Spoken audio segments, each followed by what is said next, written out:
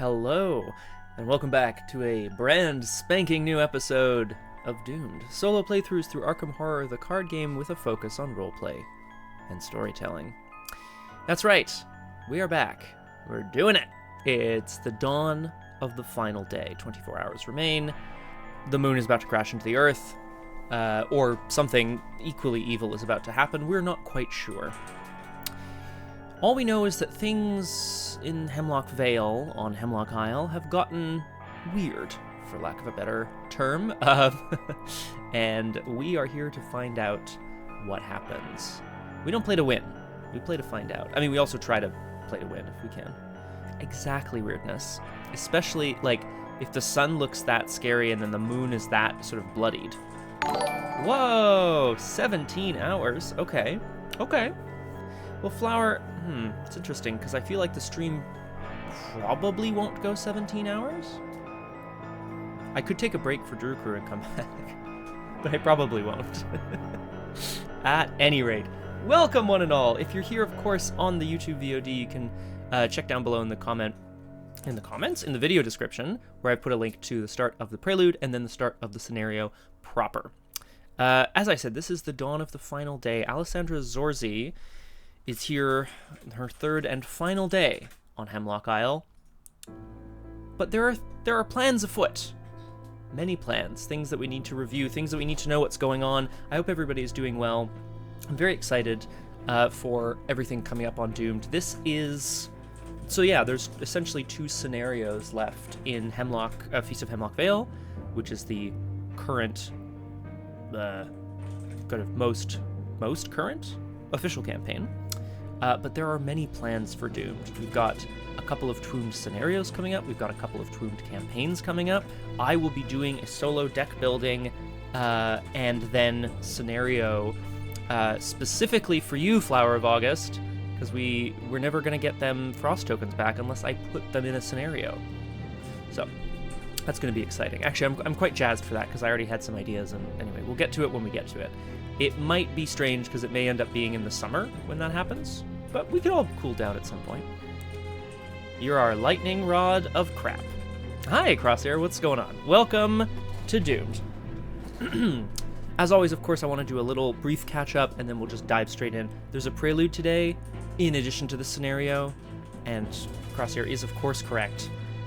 We're going to a haunted house, and I won't take no for an answer. The game's like, you can't. I'll be like, you can't. I'm doing it. We'll see how it goes. I hope so too, Flower. God, sorry about my squeaky chair. Man. Anyway, what more do I want to say? Not too much. I think I want to just show you guys what the dawn of the final day looks like. Yikes. Exactly, Crosshair. Plenty of time. Plus, maybe we'll take a brief break between prelude and scenario. Maybe. We'll see. I don't think it is, actually, Flower. In a role-playing game, I feel like always an option. Oh, hello, Mistrich. Welcome to Doomed. Wonderful to have you with us. Merlin Scoots. Hi. It's wonderful to have you here. Oh, Mistrich is killing me. I'm fine. Oh, the Bermuda Triangle. Whoa, how mysterious. Okay. The story so far. I think we're all pretty much on board here, right? Mysterious, intriguing, bewitching socialite by day, Alessandra Zorzi, is in fact a criminal mastermind. She has been masquerading as a mysterious foreign countess for many years and using her status and her charmed tongue, so to speak, to get close to people. So that she can rob them blind. While in Arkham, she did a job for the another mysterious criminal underworld figure named Zamakona, where she stole a bunch of stuff from an old man, including a relic for herself. Perhaps that relic is the thing that has been following her and changing her luck for the worse. While she was in Arkham as well, she was put into contact with / saw her old friend Dr. Henry Armitage and has become the face of a scientific expedition to Hemlock Vale. The island is home to a small village / community where the flora and fauna have been mutating at a very rapid rate and in a terrifying way. Last night, the second night of 3, we discovered that Mother Rachel, the leader of the community, is indeed leading a cult. Surprise, surprise, surprising nobody. She had brought all of the sick villagers to an old abandoned barn where they were to be sacrificed to the beasts of the Vale. Despite her best efforts, their best efforts, Alessandra and her team, they were unable to stop the wave of mutated beasts. And in fact, the captives were, I don't know, they were sent away to a nice farm. Yeah, like a nice little retirement center.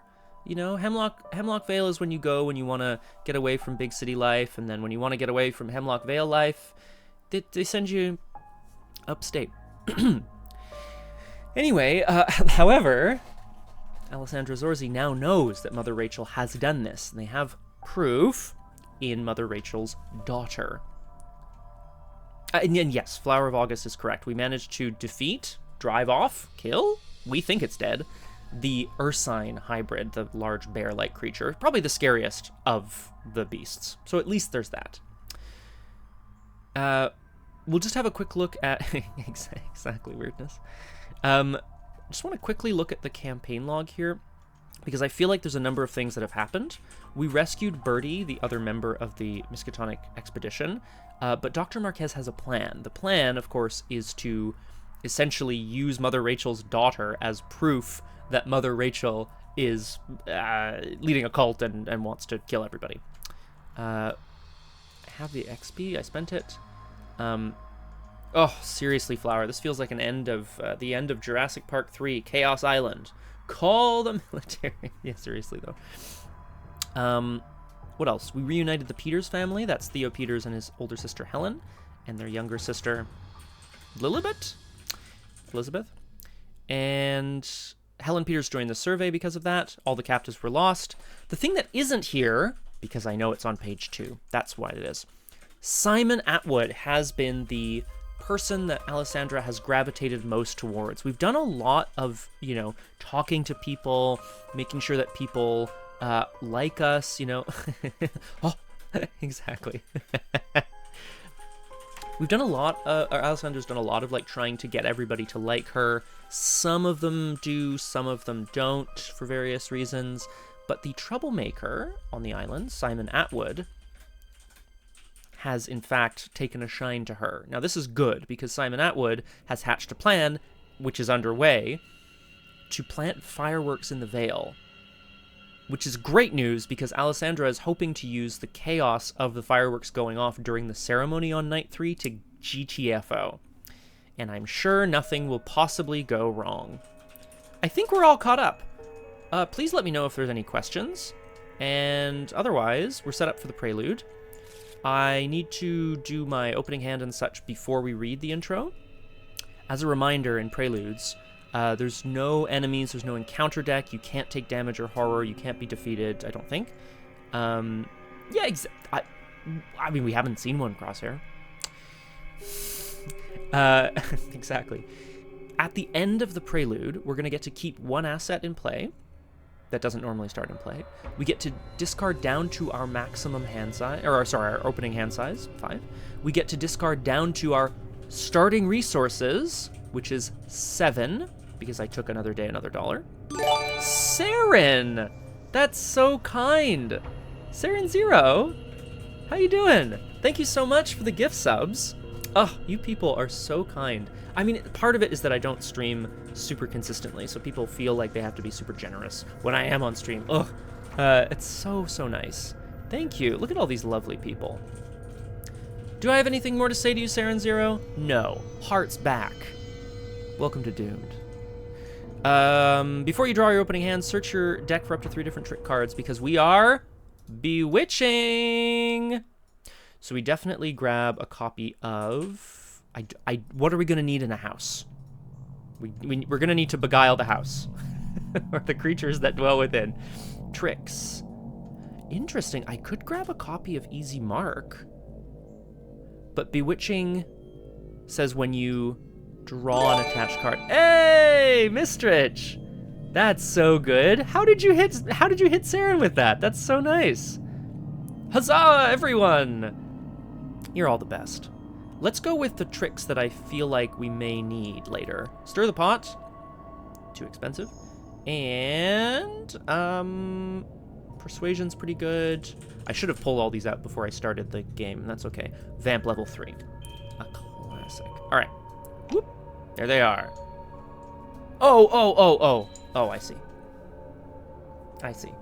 Mistrich, I did not, I wasn't, oh my god. My Twitch, ignorance is showing. I forgot the word for ignorance.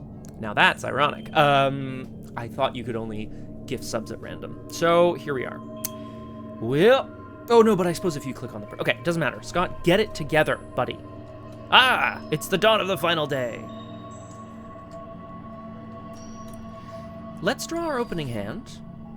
Let's get doomed. And then we will read our intro and figure out where we're at. We're starting with 7 resources. We've got some bewitching stuff happening. 2 copies of Fox Mask and a brand new ally. Ooh, actually, Drain Essence would be pretty strong, but I need my fine clothes. So we go 3. Okay. Flower. Yes, the bet is that I spent experience, and you may be surprised to learn that I did. Whoa! I love it. I did, Flower. I did. Oh, you guys are the best. Thanks, everybody. What more can I say? I don't know. Should I, like, do a dance or something?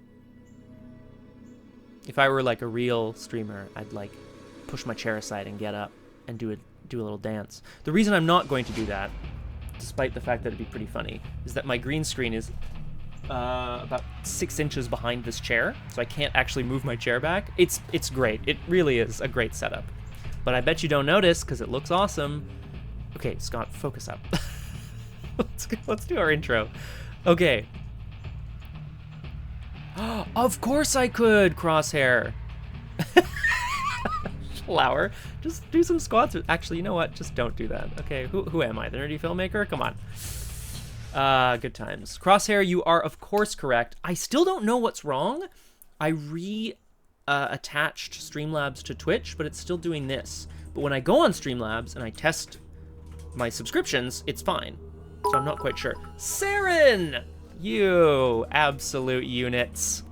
Subscriber. Thank you. That's for everybody. And then I did them in character when I was doing them, which I can't remember now. Subscriber. I think that was him. Subscriber.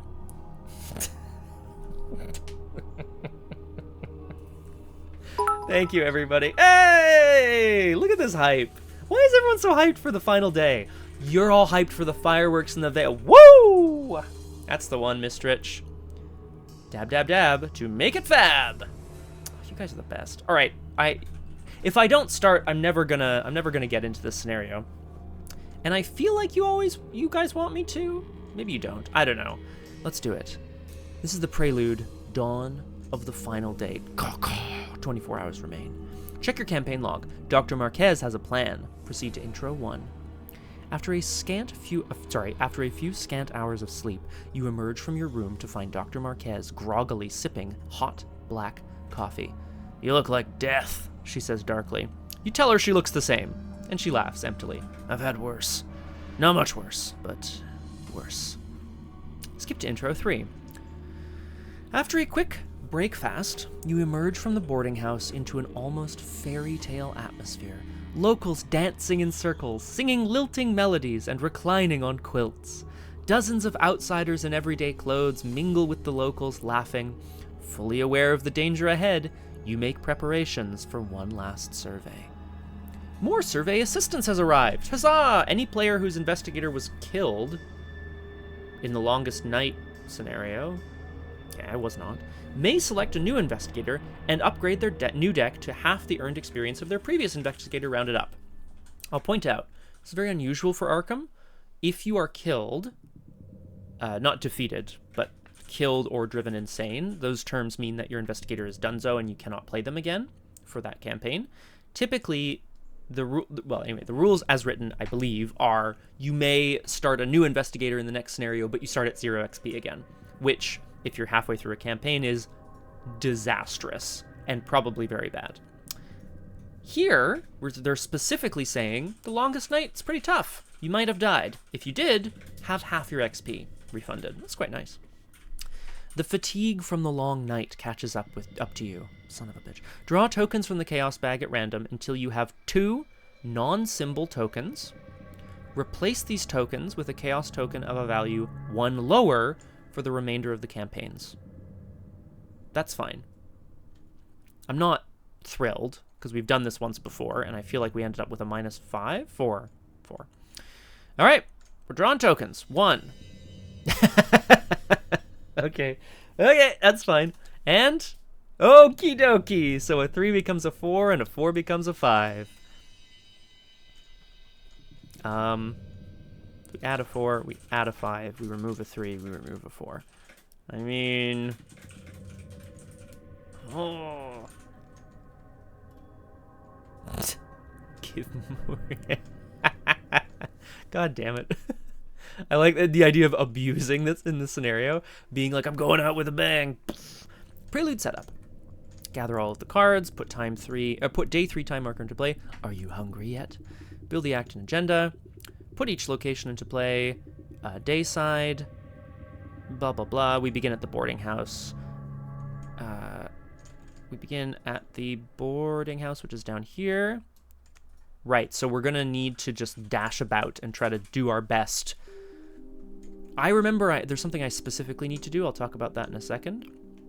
Set each remaining card from residence. Oh, yes, Mother Rachel and Judith Parker at the crossroads. Fine. Place Doom on the agenda equal to the number of investigators you are now ready to begin. So I'm at 1 out of 6. Fine. Let's keep reading, and then I'll jump in on my plan. All is full of love. The people of the Vale dance with an almost manic energy. Riotous music and a sweet perfume scent hang in the air. When you draw a weakness, you cancel its revelation effect and discard it. Exactly, Flower. 6 Doom. Dawn of the final day. A beautiful sheen hangs over everything, shimmering in the air around you. Your objective is to talk to the locals and prepare yourself for the feast. Well, I would like to talk to the locals.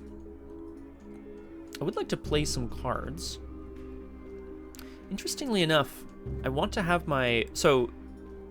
Okay, 2 things, yes. Alessandra Zorzi... Dr. Marquez has a plan. The plan is to use Mother Rachel's daughter, who is now hiding, to basically confront the Vale's community about Mother Rachel's nefarious schemes. Alessandra also has a plan... Simon Atwood also has a plan, which is to have Alessandra plant fireworks around the Vale. Hey, everybody is the best. Thank you all so much. Oh, sick. I got an emote too? Nice. Simon Atwood also has a plan, which is placing fireworks around the Vale. I need to place 1 firework, 1 per investigator firework, somewhere around the Vale. I don't know how I'm going to do that. I guess I'm just going to go to different places and hope that when I, activate the actions and hit the codex, some stuff's going to happen. Exactly, Crosshair. We are the suckling pig that is to be sacrificed. For sure. Yeah, I think that's the plan. Wow.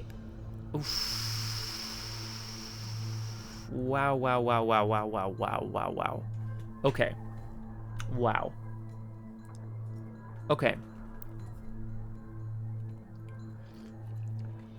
Alessandra's previous ally, Bianca de Katz, is in a, if we recall, pun intended, catatonic state. After her misadventures in, not the mine, but I think in the shore to the north, she was attacked by all those horrible crabs and things. Not yet, Flower. I figured money was more important, but you are correct. I did consider it, and I wish I had more XP, so I might have been able to do both, but I don't. Alessandra, however, it said in the prelude that help has arrived.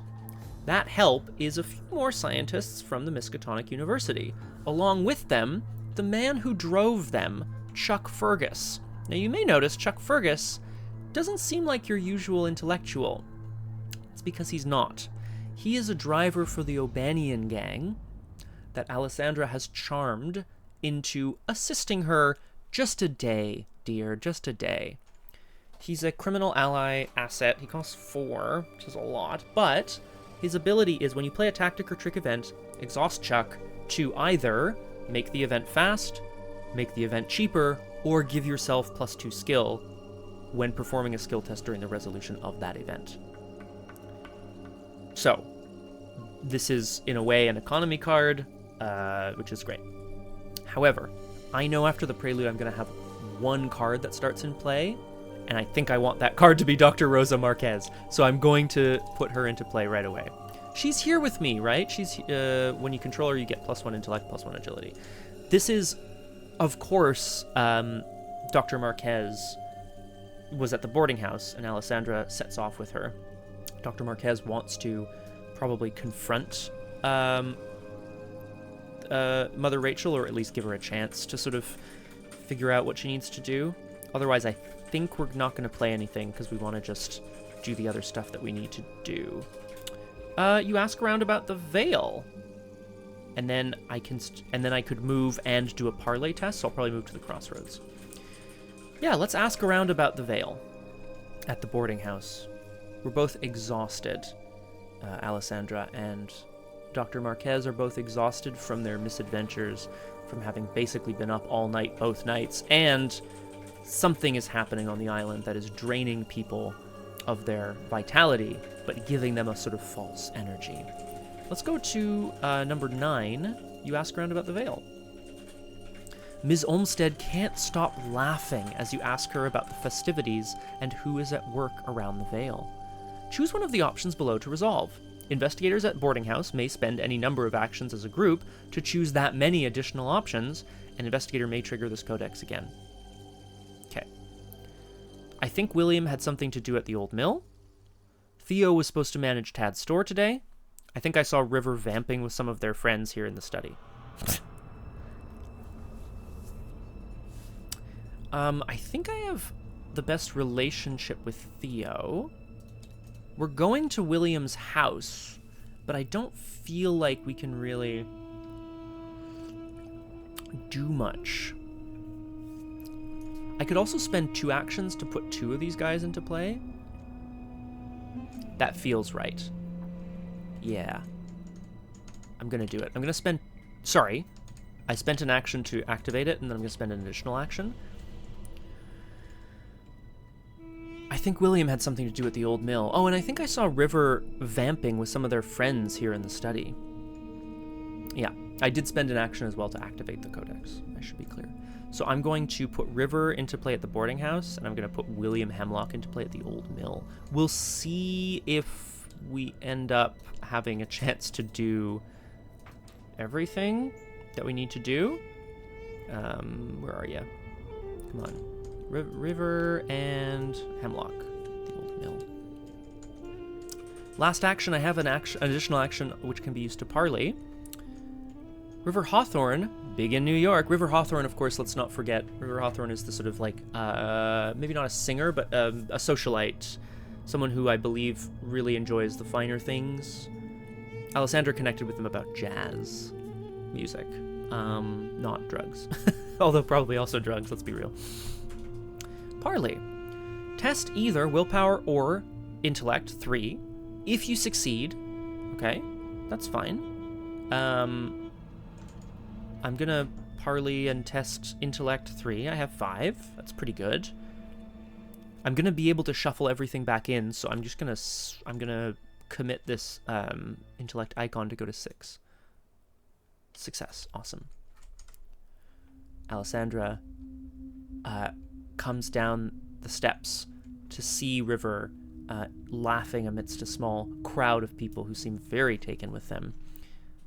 She waves as she walks over towards her. If River stood by you and the scheme is in motion... Uh-oh. Nope. Otherwise, I'll have you all know that I risked life and limb for all the cranberry sauce at today's feast. River looks imperiously at their entourage, who listen attentively. So I expect each and every one of you to not only vote for my sauce in the competition, but to also eat a double helping of it. If I don't get my prize, I'll go straight to Langston and ask him to write a very unflattering poem about each of you. Gain 3 resources. Did Alessandra just pick a pocket, maybe? I think Alessandra just picked a pocket while nobody was looking. Okay. Where am I going to hide fireworks? I'm supposed to hide them around the Vale. The schoolhouse feels like a pretty good place. Oh, we gained some cranberry sauce. Obviously, right, of course. That's it. No enemies. We go to upkeep. We draw a gun. Yeah.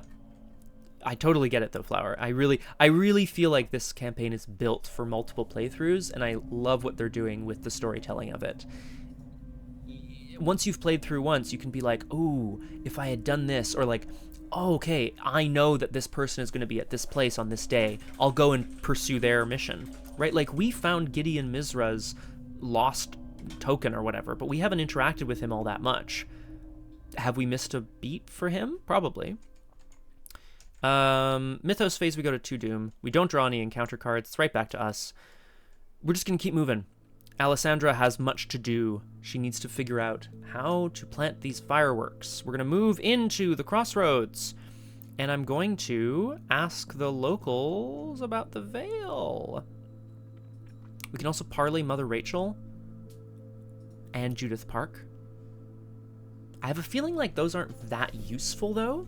We really want to talk to... Well, we really want to talk to Simon, but we don't have to. We just have to plant some fireworks. Second action, we're going to ask the locals about the Vale, which is number 10. See if there's anything we've missed.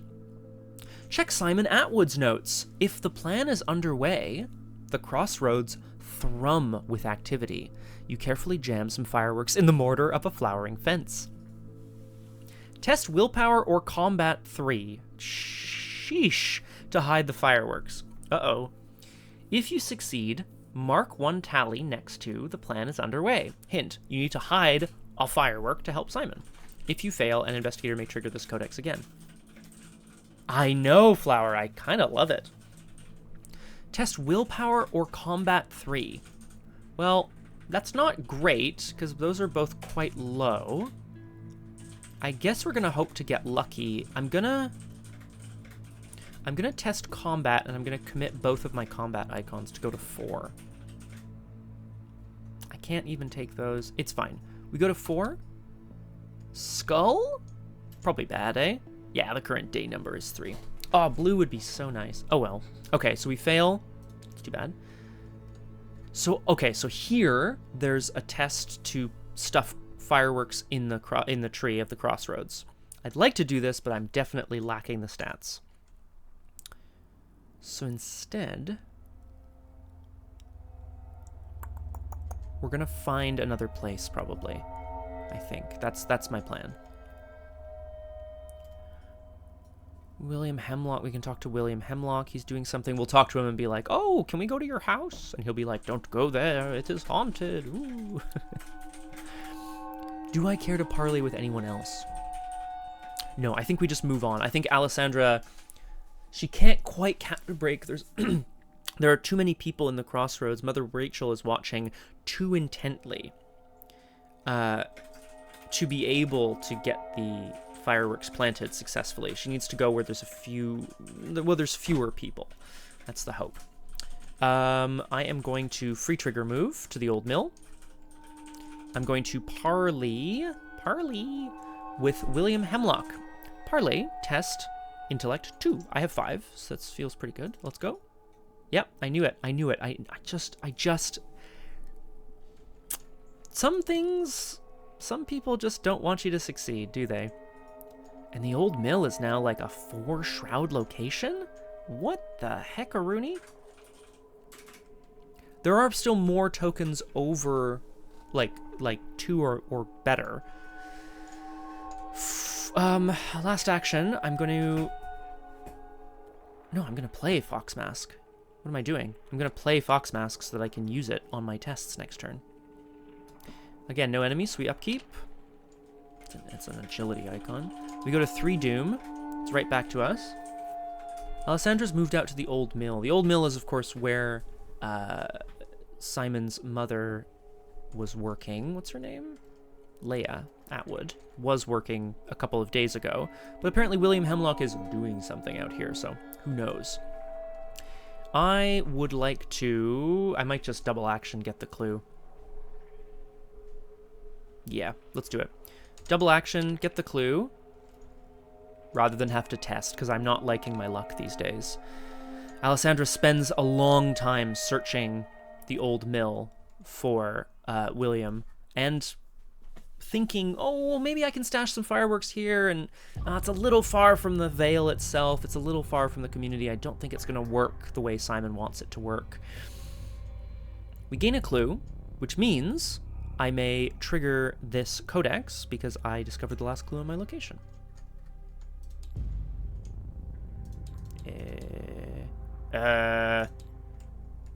Oh no, there isn't one!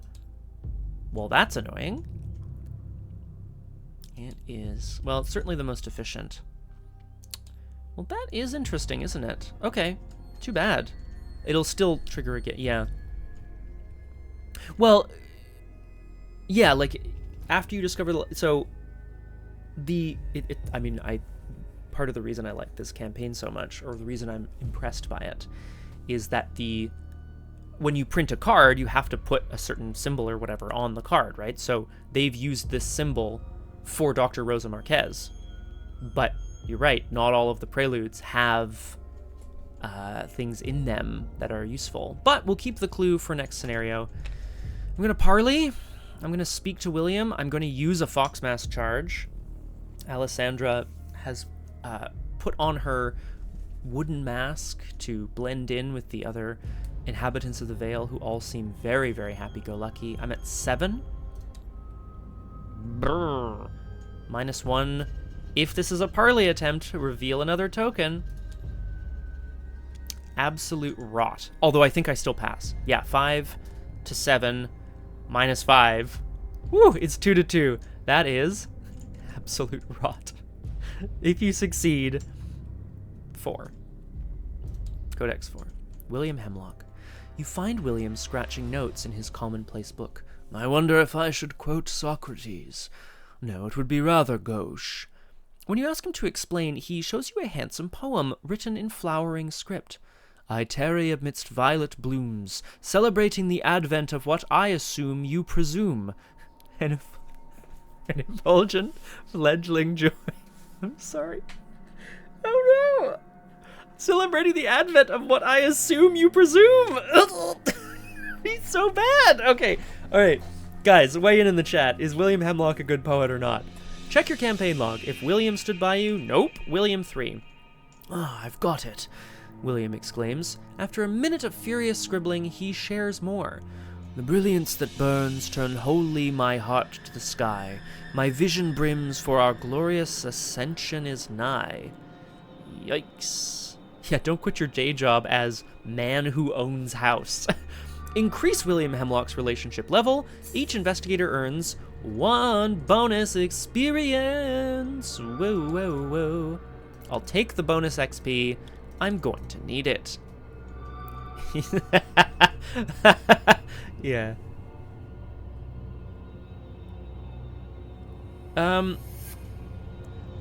Crosshair. Yeah, I will. I'll return to, this is Rosa Marquez, right? From the previous scenario, and because it's in the previous scenario, it doesn't really have anything to do with it. It is a good shout. I think it's worth like looking at. We could go back to her codex from the Vale, like day 2, but it just doesn't make sense to me. I guess maybe it doesn't expect that you have her or something. Last action. We're moving on. We're trying to find a place to plant some fireworks. Oh boy. Okay. The chapel, the house, the commons. The commons would make a lot of sense. The Vale schoolhouse would also probably make some sense. Oh gosh. If I move... Okay, I can move up to the Atwood house, and then I'll still be one move away from the crossroads where I can free trigger and move on. So let's move up to the Atwood house. Upkeep. Uh-oh. Although, we cancel revelations on... Yeah, cancel its revelation effect. So, a glint of sunlight off of the jeweled relic in her handbag, as Alessandra is reminded of the riches that she stole. Reminded also of the leering, smirking, snarling face and laugh of Zemakona just the night before. Is he here on Hemlock Isle? Or is she simply losing her mind? Oh, I should have said, the old mill appears to have been overtaken by sharp knotted vines and fecund vegetation. And here, the dour facade of the old house carries a hint of its former glory. The locals seem to avoid the property. That was upkeep, the mythos, or doom. We go to 3, is that right? I was at 1, I placed 1 after this turn, I placed 2 after... Oh god. Oh. I mean, sure, let's see what it says.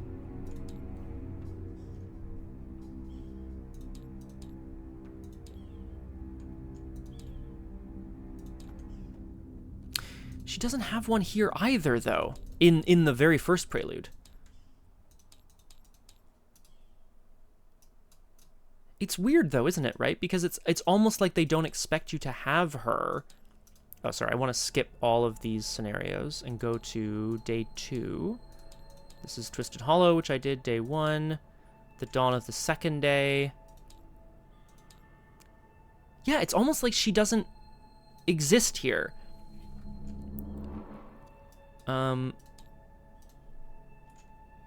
This is like from the night before.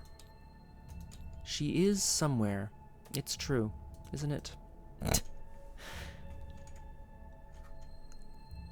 Read the following entries only while directed while playing the Dawn of the Final Day prelude.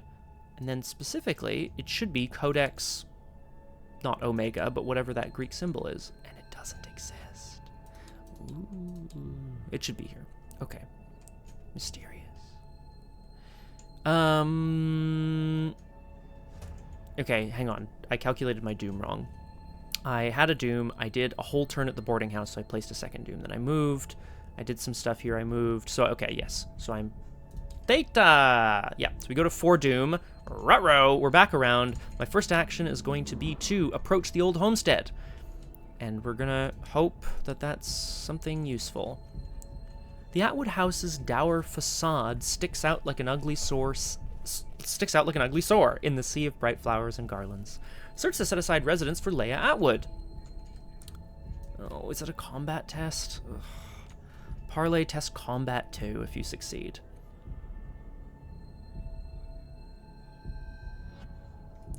Her card states, yeah, after I discover the last clue at the Crystal Grove during Act 1, I choose to trigger her codex entry, which tells me to draw 3 cards, and that I may trigger this codex again during a different act. Yeah, but not during a different scenario. It doesn't feel... I'm gonna play it as if it whiffs, which is odd. Oh, she is armed. She is ready to go. Hi, Erigwen. Welcome to Doomed. You missed the big hype train. There was much hype, but I'm very happy you're here because now I'm hyped as well. Again. Parley test combat 2. Man, without my fine clothes, it's just not worth it. Yeah, exactly, Crosshair, right? I think in the next scenario, I'm really excited to see what she has to say about the haunted house. Yeah, I really need to make sure we have time. I need to make sure we have time to plant the fireworks. That's what I need to do. And it's the movement that's going to kill me, I think. Let's talk actions. 2 actions. Then another turn, which is 3 actions. I need to cover as much ground as I can. The Vale Schoolhouse says you peruse the school library. This one says you inspect the communal hall. This one says you haggle for goods and chat with the locals. That doesn't really sound like planting fireworks. And this says you approach the overgrown chapel at the top of the hill. That's too far from town. we move back to the crossroads. Second action.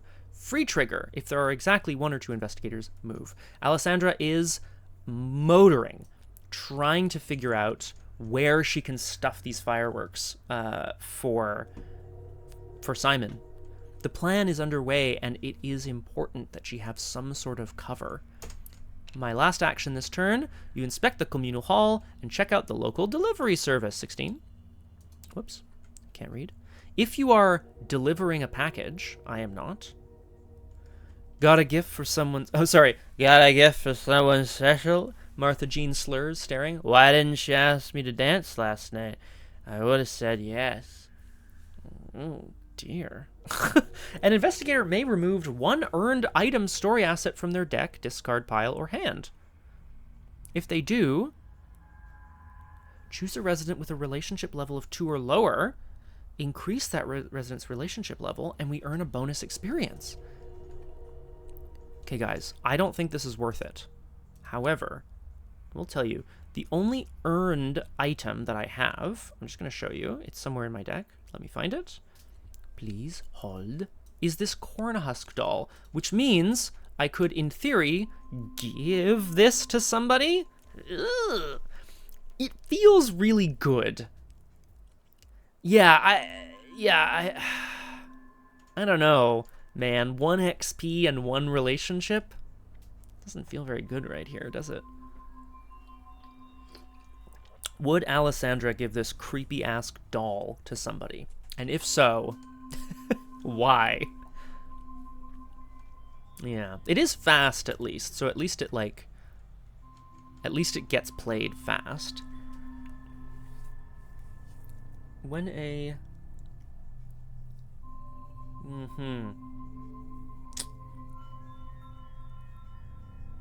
It's so creepy. I really don't like how creepy it is. The moth does take an accessory slot, so in theory, drawing the moth would potentially bump the Cornhusk doll out. Crosshair is correct. Would a socialite keep a raggedy-ass doll some cult leader's daughter gave her?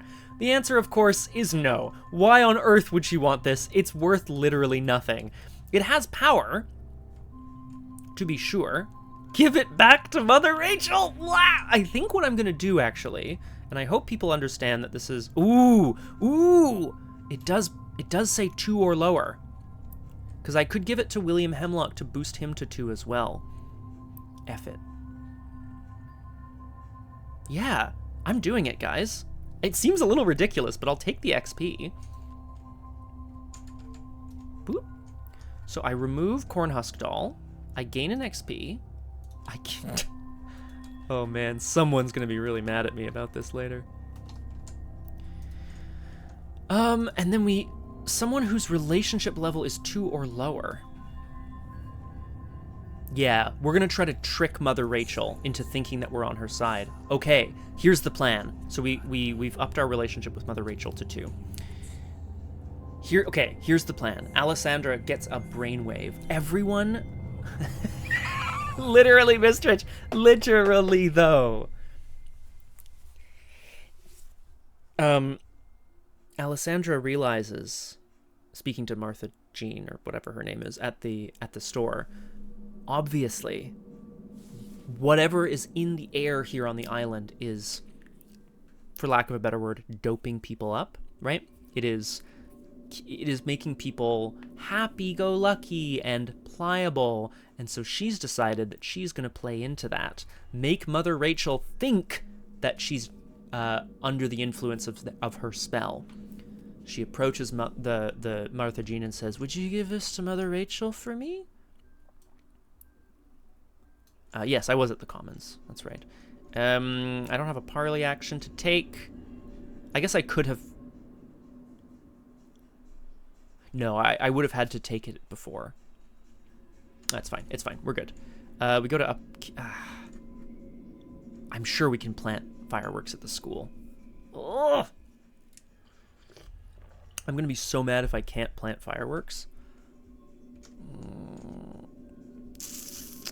Oh, God. It just makes so much sense that you'd be able to plant them at the school as well, right? No, the crossroads. Flower, you're probably right. I just don't have any options. I moved, I fast moved, I inspected the... Wait, what did I do this turn? I approached the old homestead, I moved, I fast moved, and then I inspected the communal hall. So actually this is the end of my turn. Upkeep. That's a combat icon. That's good. We go to 5 doom. It's unfortunately, it's all the stuff that I don't have. I move back. I'm going to spend an action to draw a card. That's a wild icon. I'll take it. Last action, and then I still have a parley in case I need to. Yeah, no, it's a good point, Flower. Damn. You asked the locals about the Vale again. So we're going to go... The plan is underway. The crossroads thrum with activity. You carefully jam some fireworks in the mortar of a flowering fence. Test willpower or combat 3 to hide the fireworks. This is the problem. It's willpower and combat, which are, of course, the stats I don't normally boost as Alessandra, not something she's used to. I have a wild, and I have a combat. So basically I'm at 4 willpower or 4 willpower or 4 combat. I'm going to be reshuffling these things again, right? No, crosshair, it's intellect or agility only. That's the problem here, is that, like, it's only the stats that I don't have, which suck, because it's willpower and combat. All right, well, I need a -1 or better. Yuck. Oh, I'm going to be so mad if I mess this up, though. It is what it is. It is what it is, guys. The story is that Alessandra, there's just too many people for her to effectively do this. 4 to 3.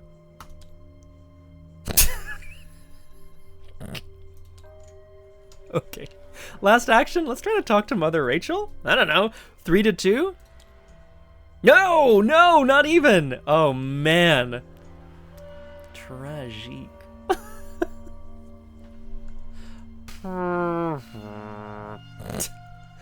Sorry, we get to go to upkeep.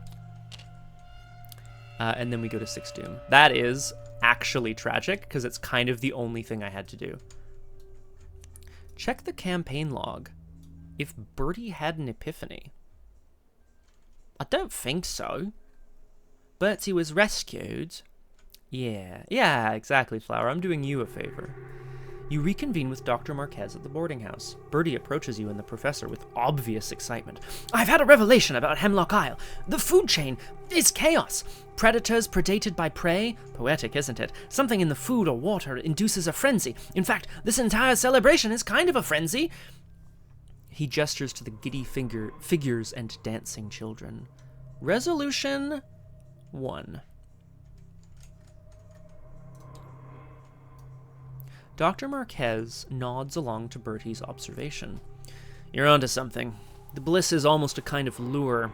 Draw in prey, numb them to pain, drain them of their faculties, then devour what remains. Yeah, exactly, Mr. Rich. No big deal. The professor arches an eyebrow. It would have to be a highly advanced apex predator, although I'm still suspicious the odd behavior is due to toxic gas. In your campaign log, record Dr. Marquez has a hunch. And a hunch. Yeah, I'm really confused about that, Flower. Like, how is that possible? Proceed to resolution 2. Dr. Marquez looks utterly exhausted as she hefts her pack into the back of Theo's blue truck. Today's the last day. Let's make the most of it. Update your campaign log. In Simon Atwood's notes, if there are at least 1 tally next to the plan is underway, in your campaign log, record the Vale is full of fireworks.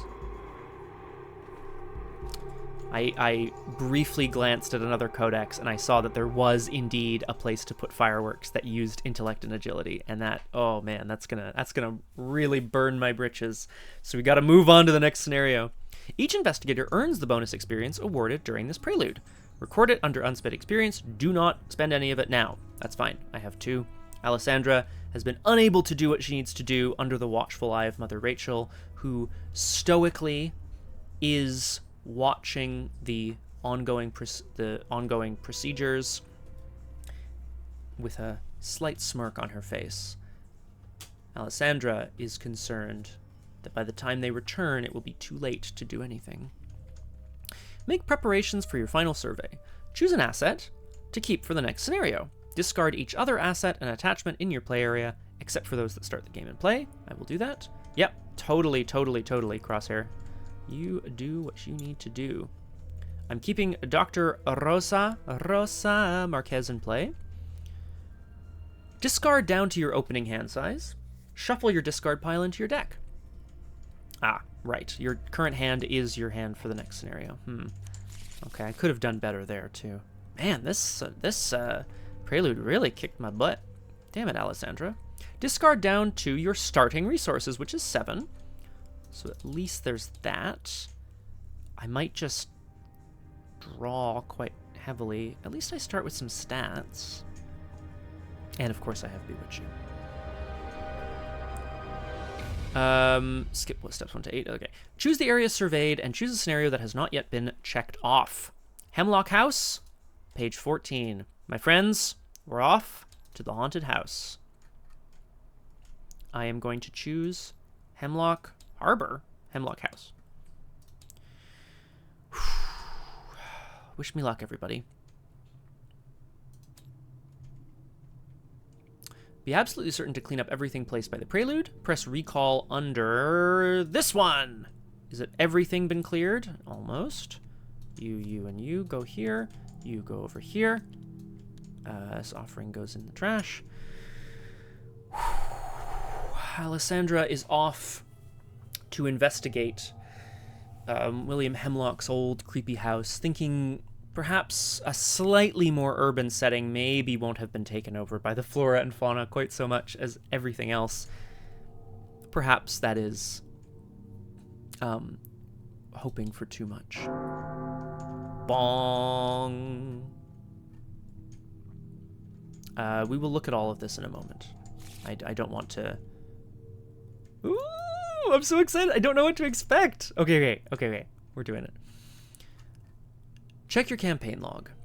If it is day 3, skip to intro 3. Makes sense.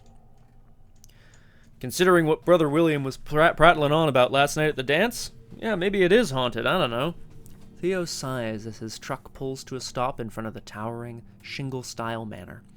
Dark clouds loom over its gambrel roofs, its frame crooked and misshapen. Its attic truss is burnt almost to the frame, its outer wall exposed to the elements by extensive fire damage.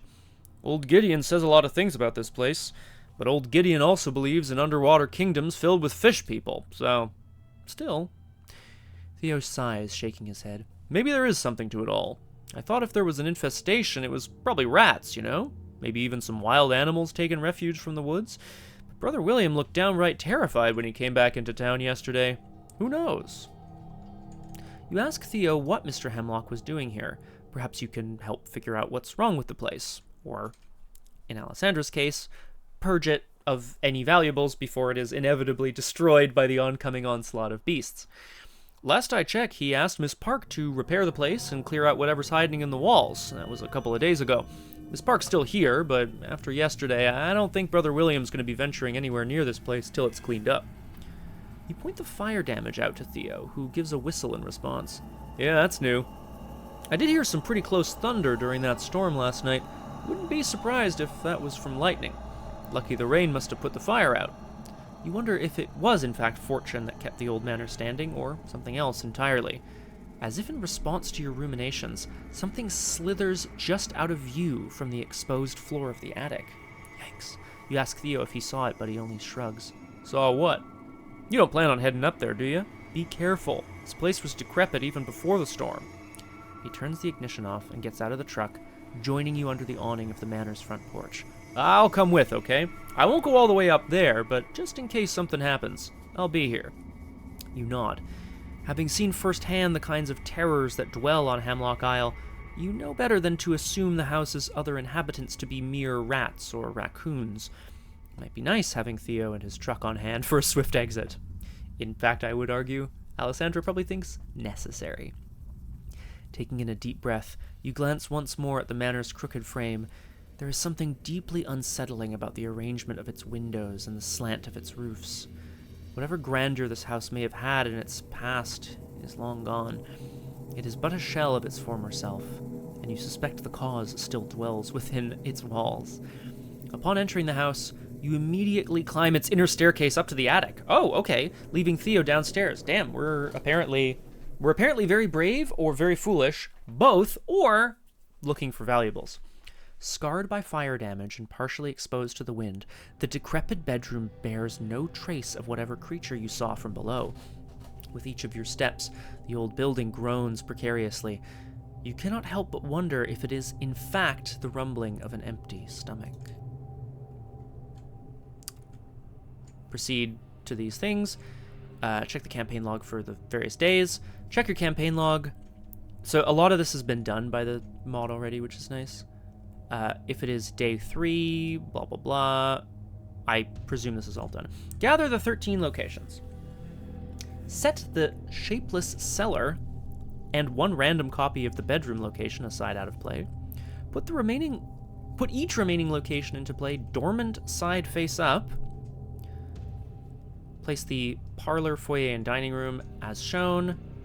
Put the set-aside bedroom into play in the middle. Remove each remaining location from the game. If it's day 3, we begin play at the bedroom on the 4th floor. Okay, hang on. Let's just see what this has to say. Shuffle the bedrooms together, set one aside, shuffle the remaining bedrooms and other locations together. Whoops, shouldn't have done that. Set one aside, shuffle the remaining bedrooms and other locations together.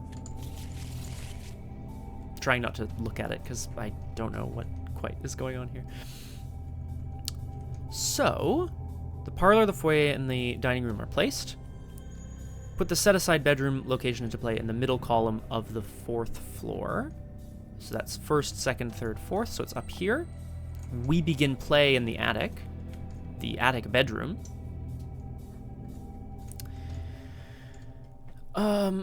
Right, shuffle each remaining location, place 6 of them into play in 2 rows above the 1st floor. Okay, that makes sense to me. 2, 3, 4, 5, 6. Why are there extra rooms? I'll come back to that later.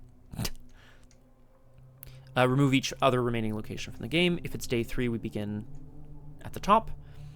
If it is day, gather each story asset for the resident set. Judith Park, Theo Peters. Set a bunch of stuff aside. You are now ready to begin. As Mistress points out, of course, Alessandra has places to go. We are at the very top of Hemlock House, in the attic, where we saw something slithering. No thank you. Theo Peters said he wasn't coming upstairs, but he's down in the foyer. Judith Park is also here, down in the parlor, I believe. We'll have a quick look at what we're let's read the agenda in the act first. Eerie silence. Your first steps into the old manor come with a fetid odor and an intense feeling of being watched.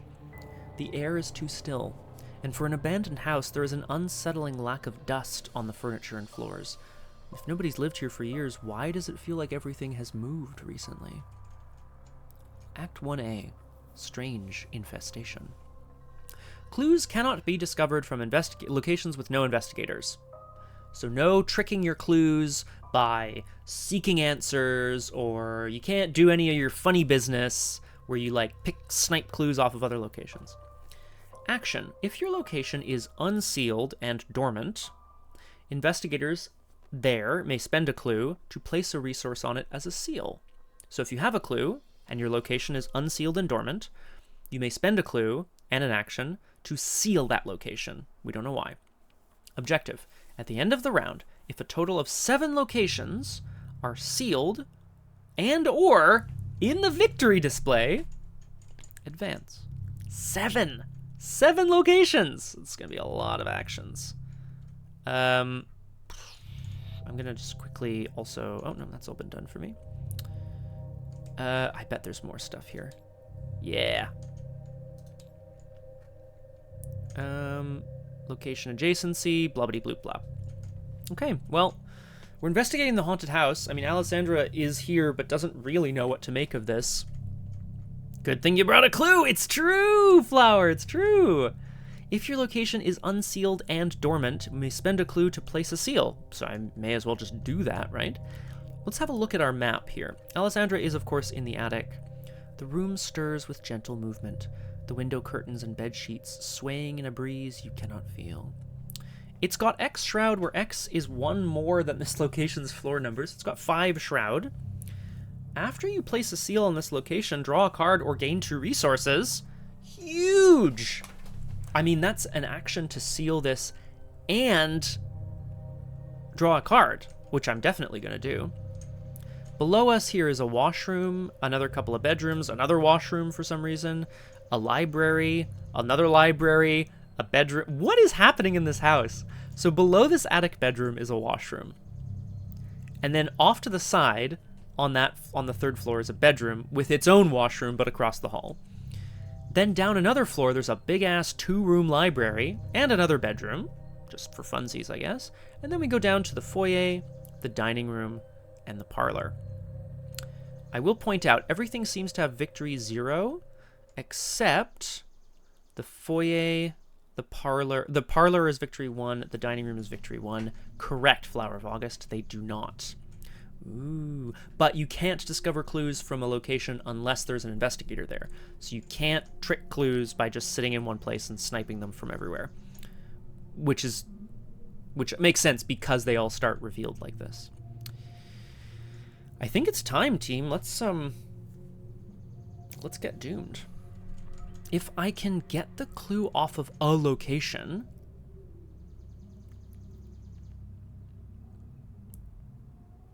yeah, I know, Flower, boo. I know, it'd be so good. But again, it's one of those things where sometimes Arkham scenarios are just like, oh, you built your deck to get clues? We don't get clues here. Oh, you built your deck to evade enemies? If you evade them, they kill you. Like, sometimes Arkham just does that, and that sucks.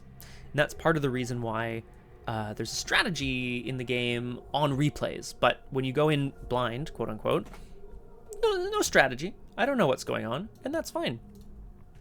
Let us, very first action, spend a clue and place a seal on this location.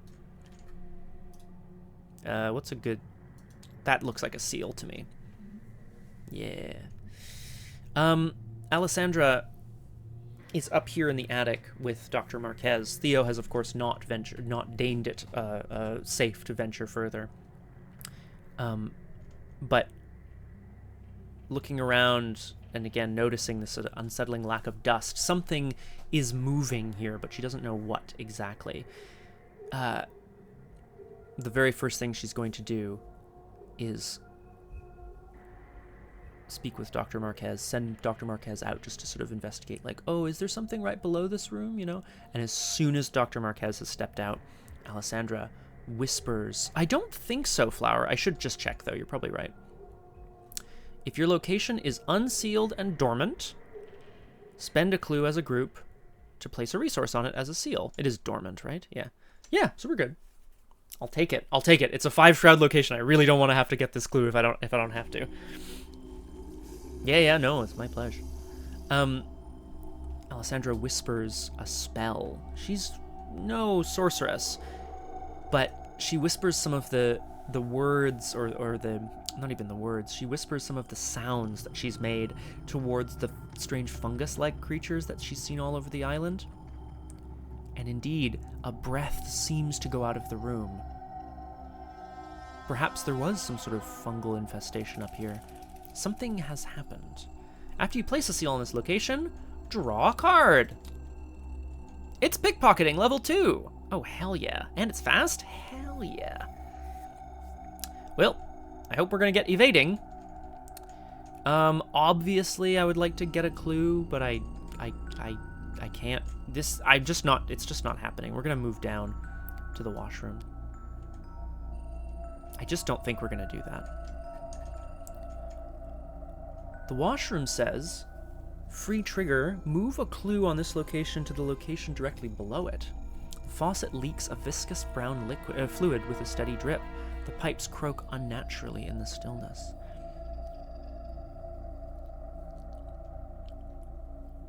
Interesting. Well, the shrouds are definitely lower as I go further down. 7 locations. I want to get the clues here and the clues here. I think it's going to be faster to get clues from a... Faster to get clues from a 3 shroud location. Yeah. That makes sense. Alessandra... I mean, they only get placed in the victory display at the end of the scenario. Uh-oh. Oh, I'm concerned, Flower. Ah, Crosshair, welcome back. Crosshair, I'll give you the Coles notes. Here we are in the haunted house. It's day 3. Alessandra decided right away we go straight up to the attic. To be clear, we started in the attic. I don't know why. She's very, very silly. Took a bit of a turn. Oh, is everything all right, Crosshair? We made our way up to the attic. Did not find any strange slithering creatures up there. But Alessandra did spend the clue that she had earned back on the farm to seal the bedroom shut. Now, we don't quite know what that means exactly, but we'll see. Basically, all I've done so far is seal the bedroom and move down. I'll give you, again, a brief overview here, Crosshair. There's an eerie silence in the house.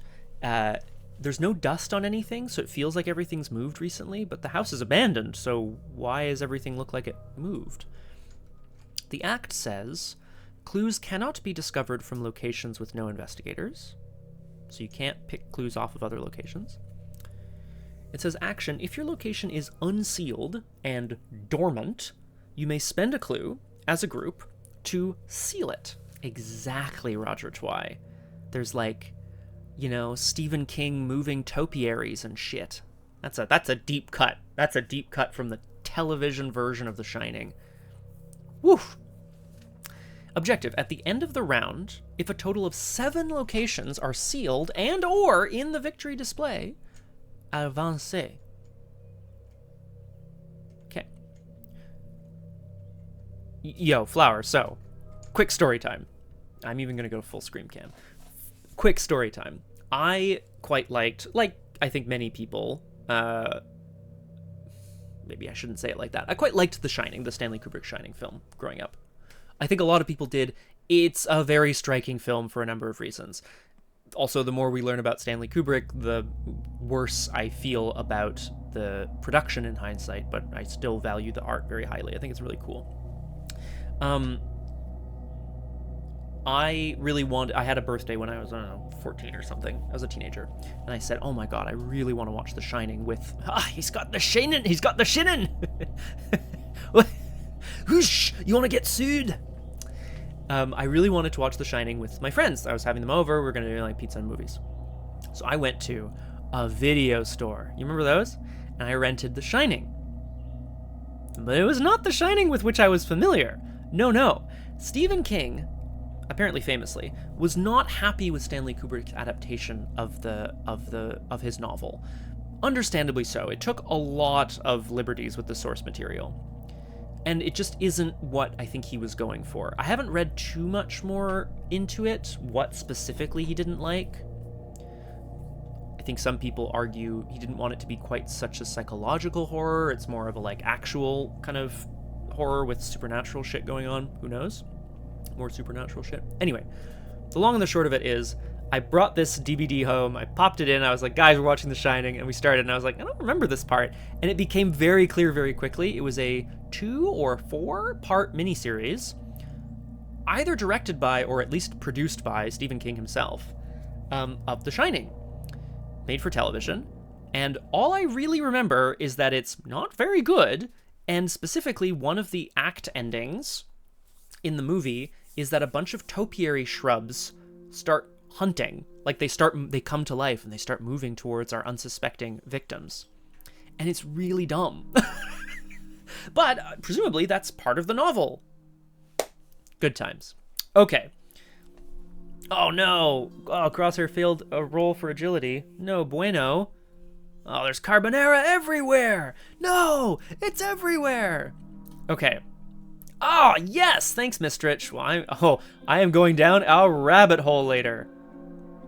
Who? Yeah. Yeah. Oh, man. Oh, I am going down a goddamn rabbit hole later. Thanks, Mistrich. It's going to bring back some memories. Okay, Crosshair, did I do a good job summarizing? We're in the spooky old house. Something's wrong with it. We don't know what. It would appear to be it's uninhabited, and yet, oh hell yeah, Mistrich. I have never seen Sleepwalkers. It would appear that the house is uninhabited, and yet nothing seems to have dust on it. It doesn't seem abandoned in a way. Alessandra managed to seal off the top bedroom from the rest of the house, so she whispered some strange fungus spell words that she learned, and sealed the door. She went down to the washroom to meet Dr. Marquez on the 3rd floor, and then free trigger move a clue to the location directly below it. Dr. Marquez says after you discover the last clue at your location, so that's okay. Well, that's what I mean. I have to appreciate it too. But on the other hand, I also appreciate art that's, like, effective. Hey, look, Sharknado is effective. I don't think it's quite what it meant to do, but it's effective in some way. This bedroom is also 4 shroud. This washroom is also 4 shroud. I think I just need to move down. Once I get, like, Fox Mask or something, I'm going to move down to this library. A lot of movement. A lot of movement. Is that okay? No. I'm going to move across to this bathroom, and I'm also going to slam that clue further down. If I put clues on lower shroud locations, I'm less likely to fail. That's all I have to say about that. No enemies on the board. Alessandra walks around the old house, floorboards creaking, but otherwise deathly silent. At one point, she runs into Dr. Marquez, and they both kind of, but everything's fine. They can hear some sort of shuffling from the ground floor where Theto is waiting and Judith is around. It's a great point, Crosshair. I don't know. We came to the house because presumably William Hemlock asked us to help with an infestation of something. We didn't go right away, so he asked Judith Park to go.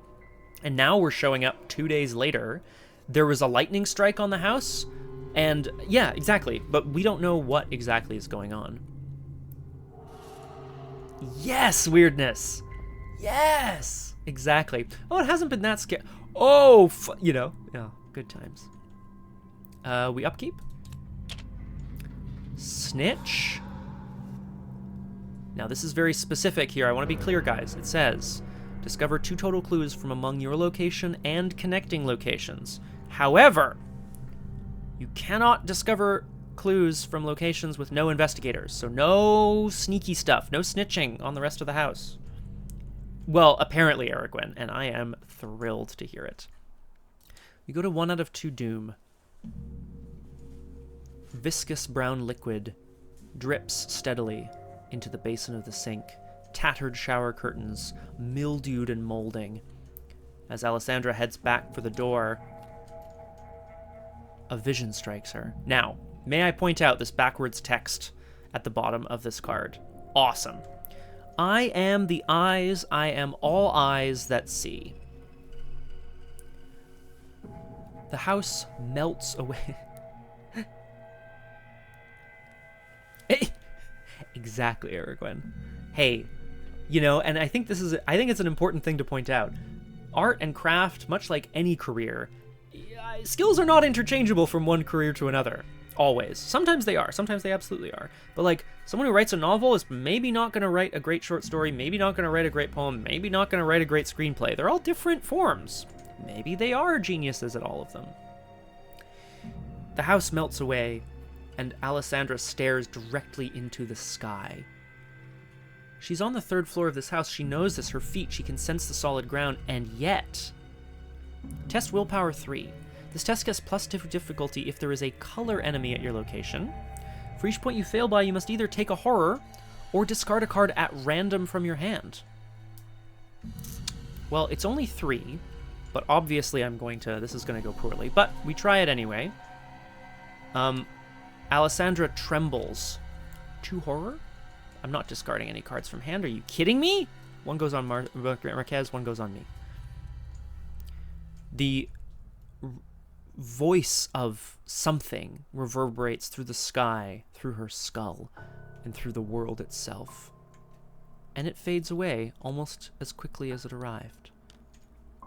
Alessandra does not know what to make of this. But it's back to investigating. We're going to move down to the bedroom.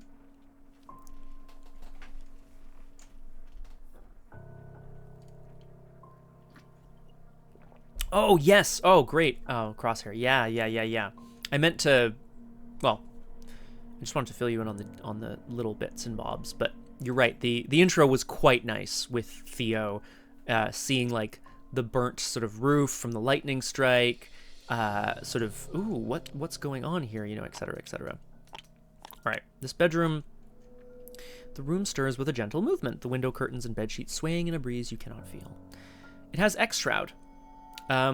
X is 1 more than this location's floor number, so that's 3.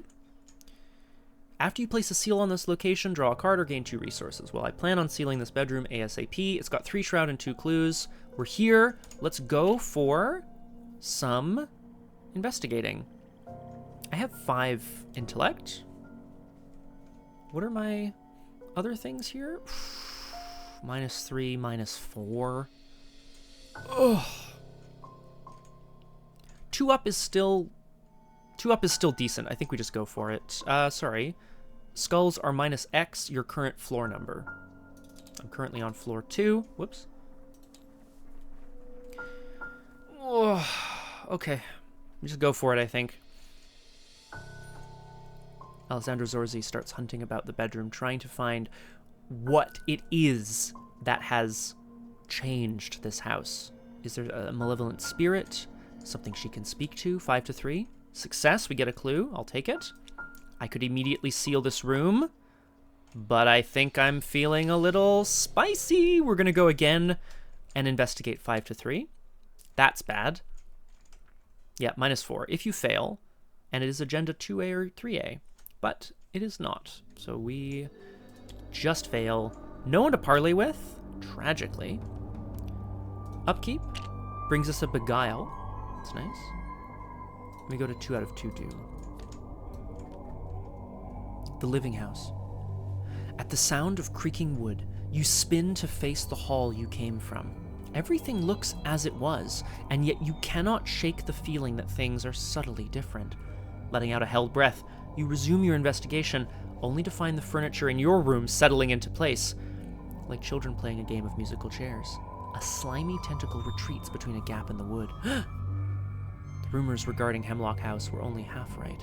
There is something living within its walls, but it is something far worse than you could have imagined.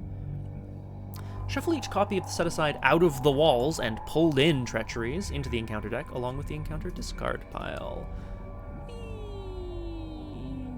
Out of the walls, pulled in, and we shuffle those bad boys in. That's where they live, exactly.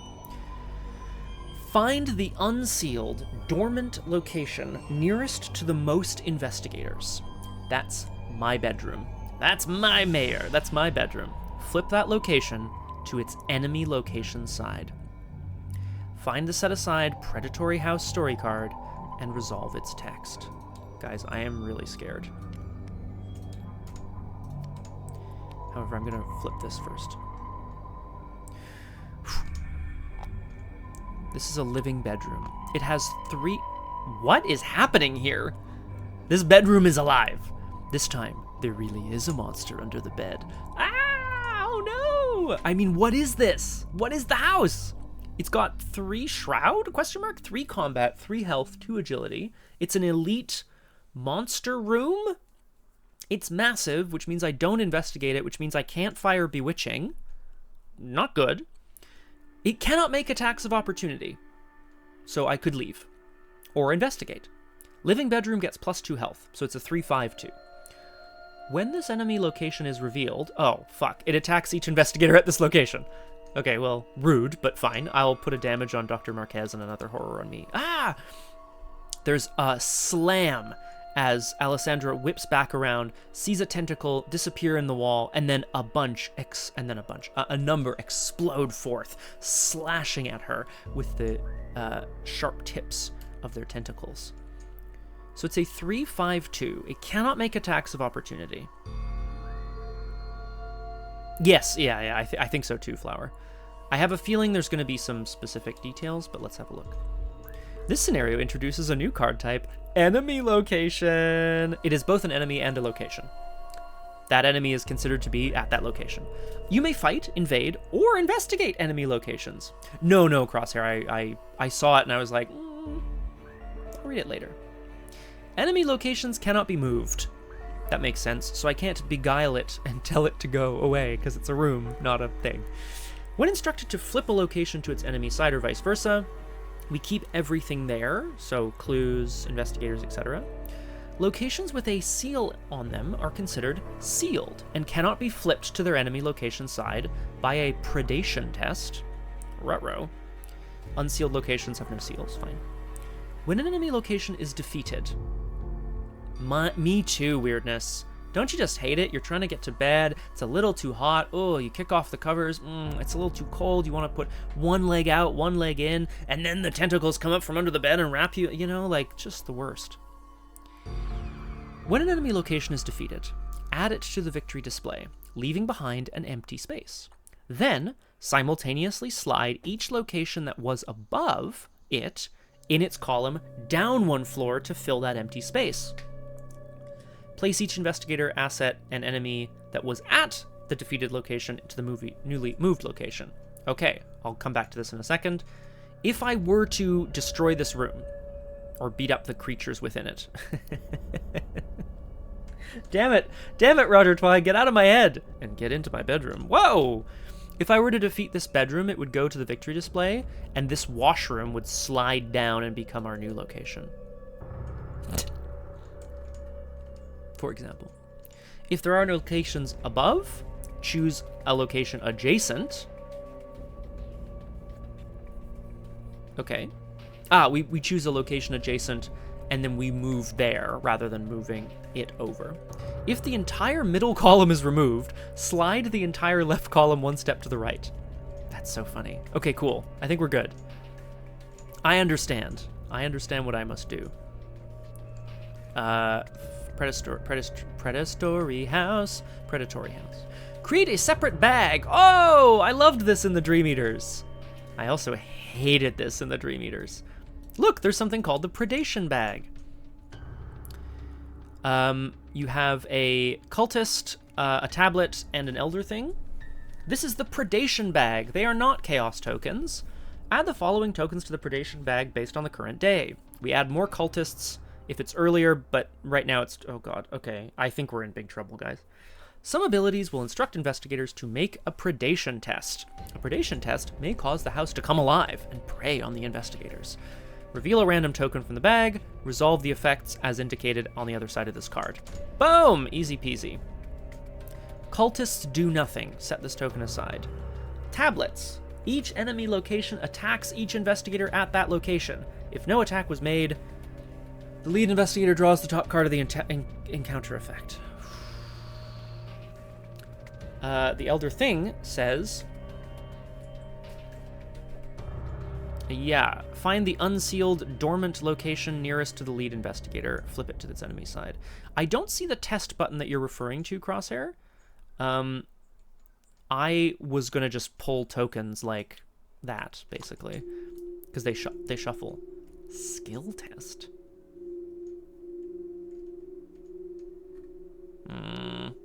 I know you're trying to tell me something, but I do not see it. Oh, well, oh, yeah, that's still gonna pull from the chaos bag, though, right? Like, that's... Yeah. Which is good, because that's... Okay, so it hasn't broken anything. That's good. Oh, okay. Yes, of course. Okay. Oh, is this the house version 1? Is that what I wanted? I'm just gonna double check that it pressed the correct one. If it is, day 3, remove agenda 2A, the house always stirs from version 2. Okay, yeah, great. Don't worry, guys, I got this. I've sealed the attic already. Alessandra shrieks and leaps back as the creature thing house itself tries to drive her from the bedroom. Let's have a look at our new agenda. It is no mere infestation of rats or woodland creatures that haunts the decrepit manor. Something vile lives in Hemlock House. It burrows through the floor, rides within its walls, and watches you with invisible, hungry eyes. Classic. When the mythos phase ends, make a predation test. Well, that's just great. Free trigger. Either place one of your clues on your location or remove a seal from it. Ready it and flip it over. Oh,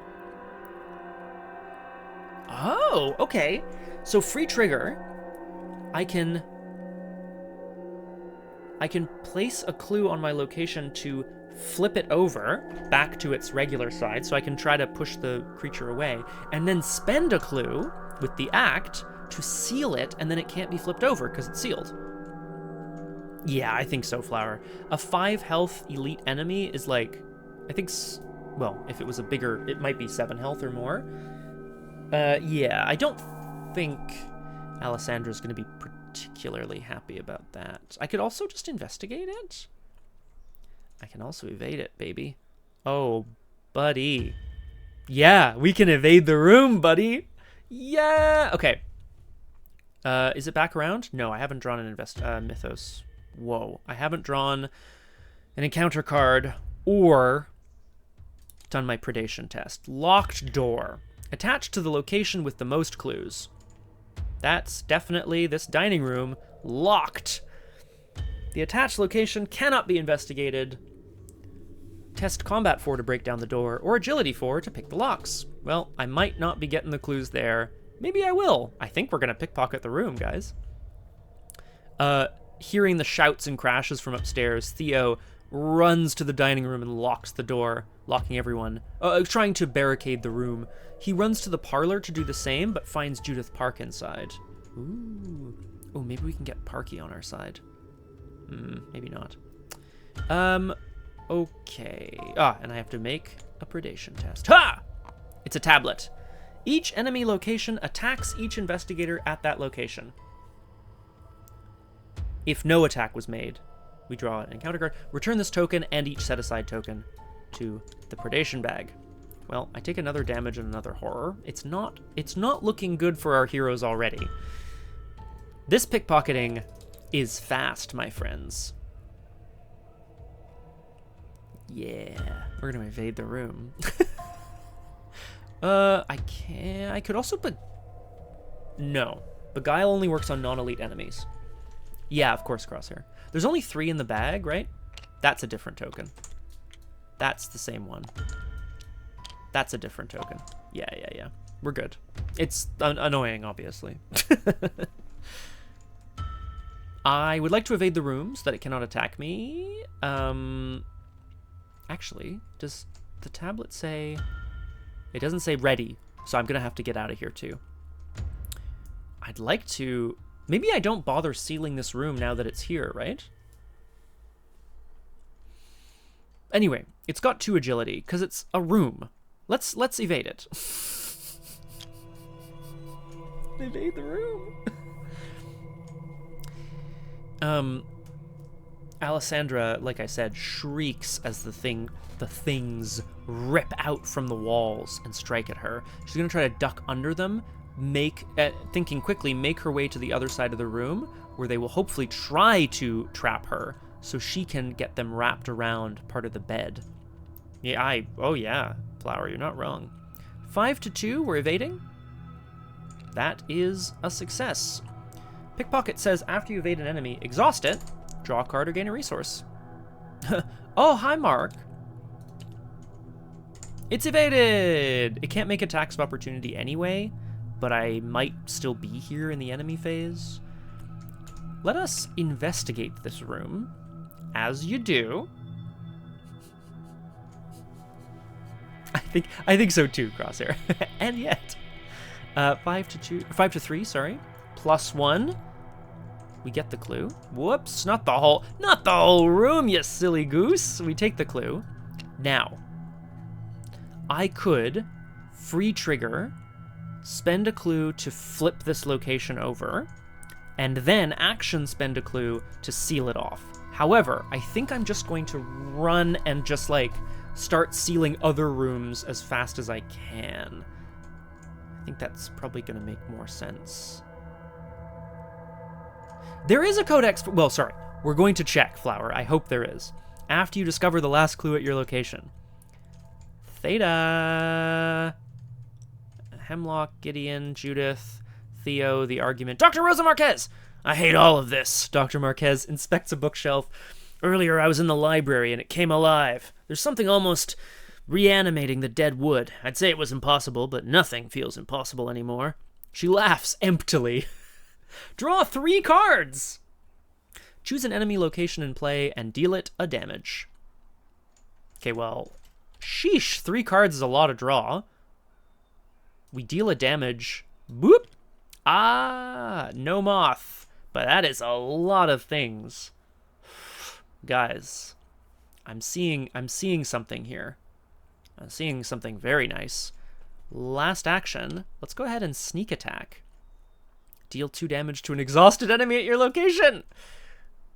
Because now it's at 3 out of 5, which means I can kill it eventually. And maybe that's good. Maybe that's what I want to do. Do I have any parlay cards that work on elite enemies? No. I haven't engaged it, so I can't use attachment. I can't use bewitching.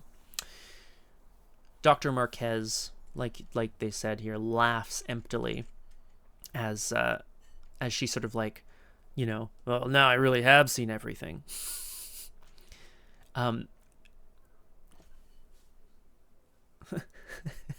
Yeah, exactly, Crosshair. I don't have to go to the washroom. The washroom has to go to me. What does it mean?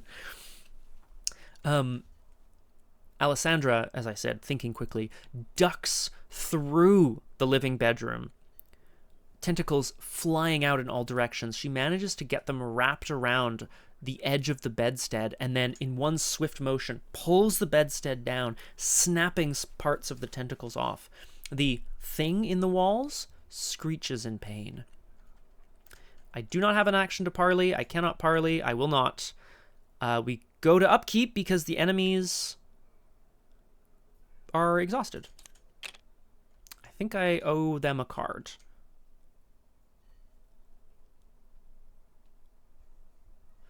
This is a parley to... It's not really that useful right now. Okay, what do I not want? I like Easy Mark. Hatchet Man feels like it's going to be good. Oh, no, it's going to ruin our dress. I mean, Backstab is necessary. I want to keep my skill cards. Yuff. Well dressed, I guess. I don't need to be well dressed. Oh, actually, hang on. Because then I could... But do I need to persuade anything? Well-dressed is a skill that says while it's committed to a parley action, it gains 3 wild icons, specifically. So if I were able to parley this room, I could, yeah. Yeah, well-dressed, I guess. Yeah, exactly. I feel like I'm going to be doing a lot of evading. Snitch is going to be great. Great question, Flower. Let's have a look. Theo Peters says, choose and discard X cards from your hand to parley. Fine. And Judith Park says, spend X resources. So in fact, not really. If I end up with an enemy that's non-elite, I still think I discard. I don't think I need it. We go to 1 doom out of 5. The room is once again ready.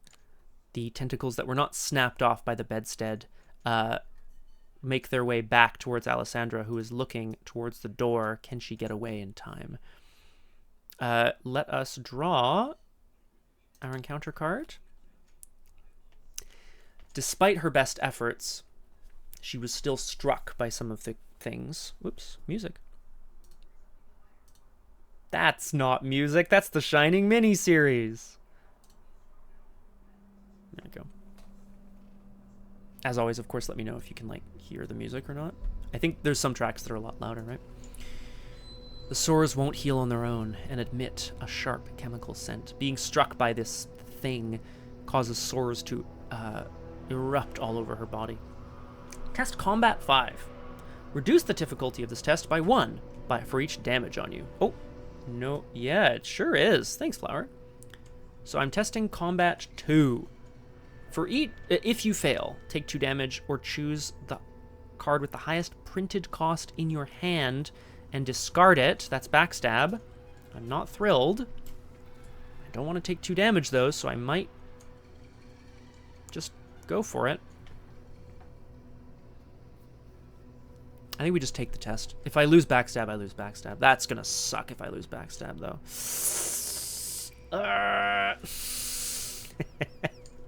Roger Twy. This is what this is the result of someone working out too much with their left bicep. My guy, you have to at least try to work your triceps. Come on, what are you even doing? Yeah, do some squats, man. I mean, Flower didn't want to see me do any squats, but that doesn't mean you shouldn't do any. Let's test combat 2-2. Let's just do it. Yeah. 2 damage or I discard backstab? Bye-bye. That sucks. It's okay. It's not okay if we get Zemicona. Don't worry about it, guys. It's going to be fine. Okay. I would like to kill this bedroom. What am I going to kill the bedroom with?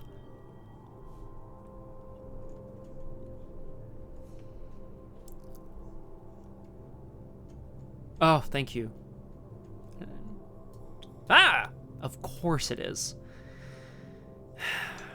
Take a damage and a horror. Rooms don't even have backs. What do you think is going on here? Man, we are taking a lot of damage and horror already. I'm also shuffling the predation bag. I'm sure that doesn't make a big difference. Look, we're definitely going to evade this thing.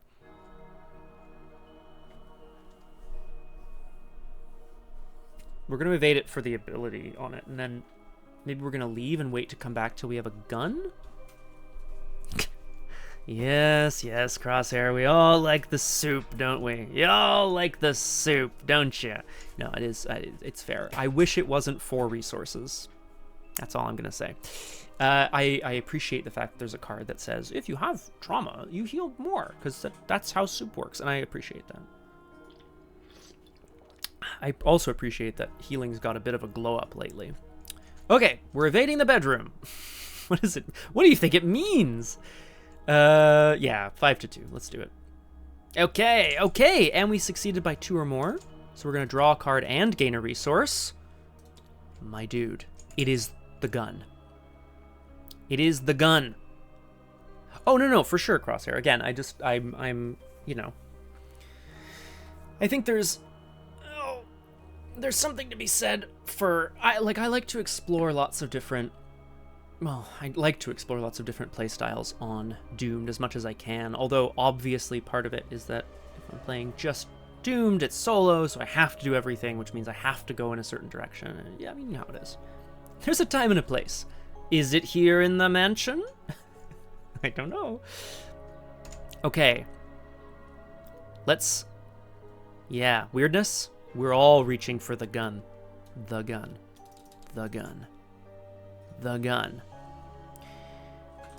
Alessandra Zorzi manages to just basically dive under the bed where there is a writhing mass of very small tentacles. She suppresses a scream, rolls out the other side, pulls a gun from her bag, and takes aim at the nearest part of the wall.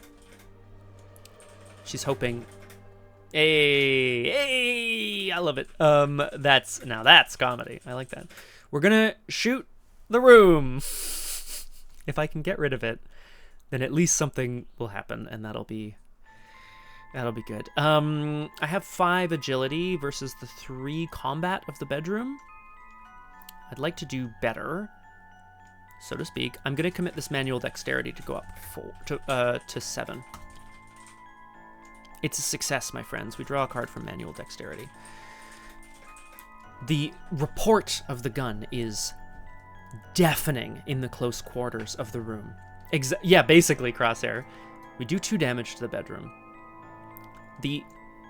Whatever thing is residing in the walls disappears at an alarming rate. The room disappears? And Alessandra finds herself in the washroom, but I thought this was on the 3rd floor. Blinks, looks around. I'm not quite sure what's happened here.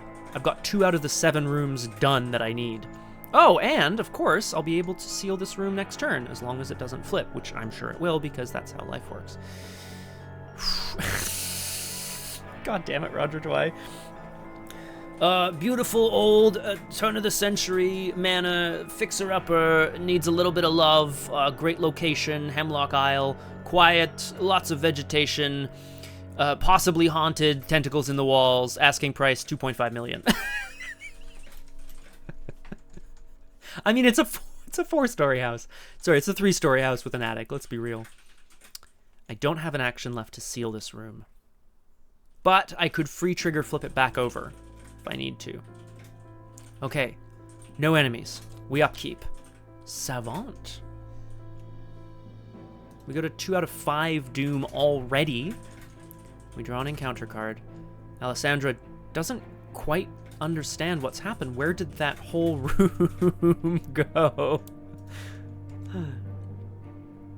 And then... Oh, no, sorry. You should really watch where you step. If there are no enemy locations in play, pulled in gains surge. So, nothing yet, guys. Oh my god, it's the washroom again! This is the washroom where she had the otherworldly visions last time!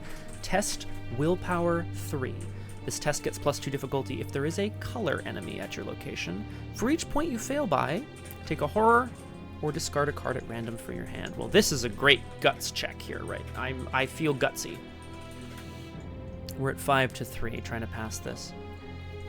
Once again, the room swims and then vanishes as a creature in the sky, vaguely humanoid, seems to speak directly through Alessandra's mind. Visions of Zamacona, Henry Armitage, some of the creatures that she's seen on the island flash through her head. I'm testing 5-3. Well, that's not bad. I knew it, you son of a bitch! Obviously, Zamacona. Yeah, sorry, so here we go. Gutsily, with much gusto, Alessandra takes 1 step towards the creature in the sky, the thing, points a finger directly at it, and lets rip in her mind a string of curses, and loudly proclaims, "I know who you are." The vision snaps back, and standing in front of her, once again, Zamacona. It was him. Ooh, I have a plan, guys. I have a plan, and it's okay. Let's not forget, I cannot parley with Zamacona. This is the one who, when he... first time I parley each round, he gets Doom, because he is accelerating the Doom. Alessandra has some thoughts running through her mind immediately. How did he get here? What is he doing here? Is he here just to recover the Silver Moth? Does he think that it belongs to him? Or has he made me come to him, work for him, and go all the way to Hemlock Isle specifically because of my abilities? Does he? Oh, thank you, Flower of August. You are correct, of course. He spawns at the nearest empty location, which is good, because in fact I... Damn, okay. I'd like to go and mess him up, but I think it's going to be a whole turn to do so, which is too bad. Exactly, weirdness. Okay, well, he's standing across the hall. Thank you, Flower, as well. Right, that was... Oh man, that was just upkeep, wasn't it? No, it wasn't upkeep. That was guts. That was guts. And then predation. Set this token aside. Nothing happens. Exactly, Crosshair. First action! Ah! Don't flip that. Don't flip that! We spend a clue, and we place a resource on it as a seal. I've decided these charges look like seals because there's like a magic to them. Aside as in out of the bag. Aside as in to the side of the bag. Because, and this is the reason I know that it works this way. Exactly, Flower is correct. And I'm using my previous knowledge. There's a very similar ability in the Dream Eaters scenario 1.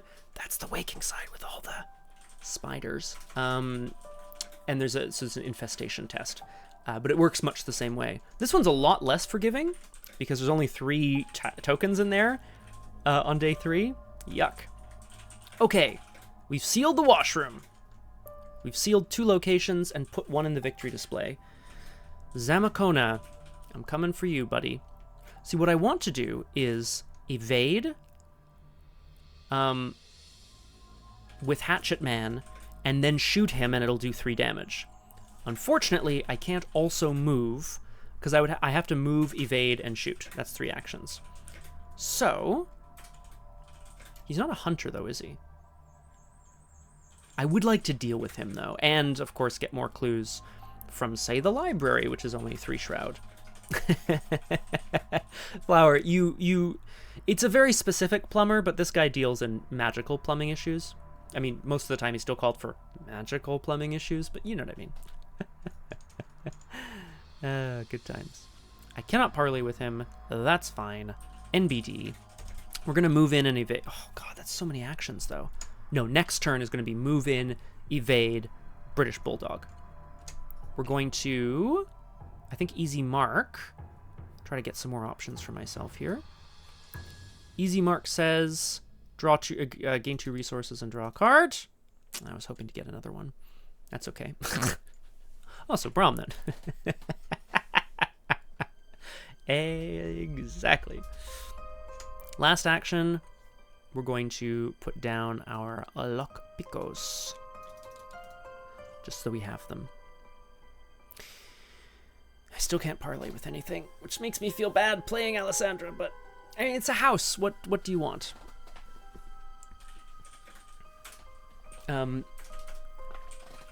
The thing known as Zamakona, Alessandra now understands that he is far from human. How is he able to get in her head? How is he able to do all of these things to her? Stands across the hall from her. She's readying her weapon. She's readying what she needs to do. He's not a hunter. He just chills. I didn't parley. Nothing happens. We upkeep. This is going to be very nice. But again, not for now. Because I can't parley with Zamakona. The plan stands, my friends. The plan stands. We go to 3 doom out of 5. But I have 3 locations either sealed or destroyed. We draw an encounter card. Here in the bathroom. Yeah, it feels bad, Flower. Alien Whispers. Obviously, Zamakona is... standing across the hall from Alessandra, Zamakona smiles. His smile grows. You know who he reminds me of? G-Man from the Half-Life series. I am insinuating very strongly that Zamakona is an alien, my friends. We don't know how or why, but he is connected to what is happening here in the Vale, for sure. He begins to whisper inside her mind. It's a color and a power treachery. Test willpower 3. For each point you fail by, you must take a damage, which can only be assigned to an asset, take a horror, which can only be assigned to an asset, or discard a card at random from your hand. Don't want to fail. I'm going to toss in this Beguile to go to 4. Yes, of course I can, Flower of August. It's been a long time, hasn't it? I'm trying to remember. Wake up. Wait, what? Hang on. If we're doing this, we're doing this. G-Man, speech.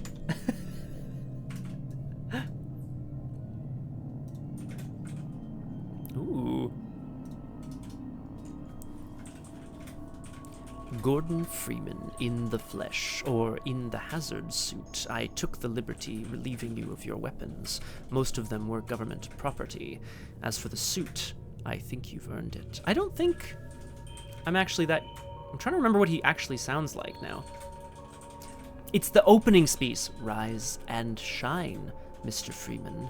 Rise and shine. Not that I wish to imply you have been sleeping on the job.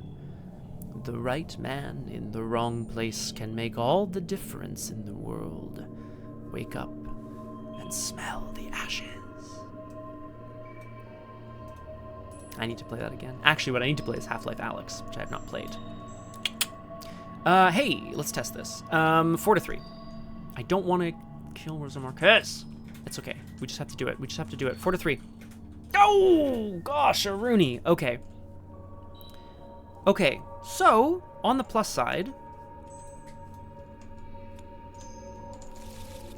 Okay, so it's a big fail. The Whispers are very effective. So I have to take a damage which can only be assigned to an asset. A horror which can only be assigned to an asset. So, Dr. Rosa Marquez is deceased. And I am actually... That's actually quite bad for me in terms of stat boosts. And then I also have to discard a card at random from my hand. Hatchet Man, that was my entire plan. Oh boy. Oh, buddy. Uh-oh. Okay. Oh, Zamakona! He's in my head! He knows. He knows what the... Oh, man. Dr. Marquez passes out as Zamakona continues to whisper inside their minds. And then I have to make a predation test! Each enemy location attacks each investigator at that location. If no attack was made, I draw the top card of the encounter deck, and then these go back. Oop. It's another locked door! Attach the location with the most clues, and without a locked door attached. I will put it on Zamakona's library, because I don't want to go in there. Smiling again, the corners of his mouth pulling up far, far too far up his face. Zamakona takes a step back, makes a motion, the door to the library slams shut in front of him, and she can hear the clicking of a lock. Ooh. Okay. Well, we're not... I mean, it's not great. I mean, it's definitely not great. Oh, this guy! Oh, man, I had to ditch my backstab. I can put some damage onto some rats, maybe, or something, if they show up. Okay, we have to pivot. I have a clue, which means I can go and seal a room, which I think I will do. I will move down a floor to the dining room, and then I will spend a clue to seal the dining room. Oh my god. Zamakona! I'm gonna get you! Oh, and then I can't discover clues here unless I test the locked door. No, it can't be investigated.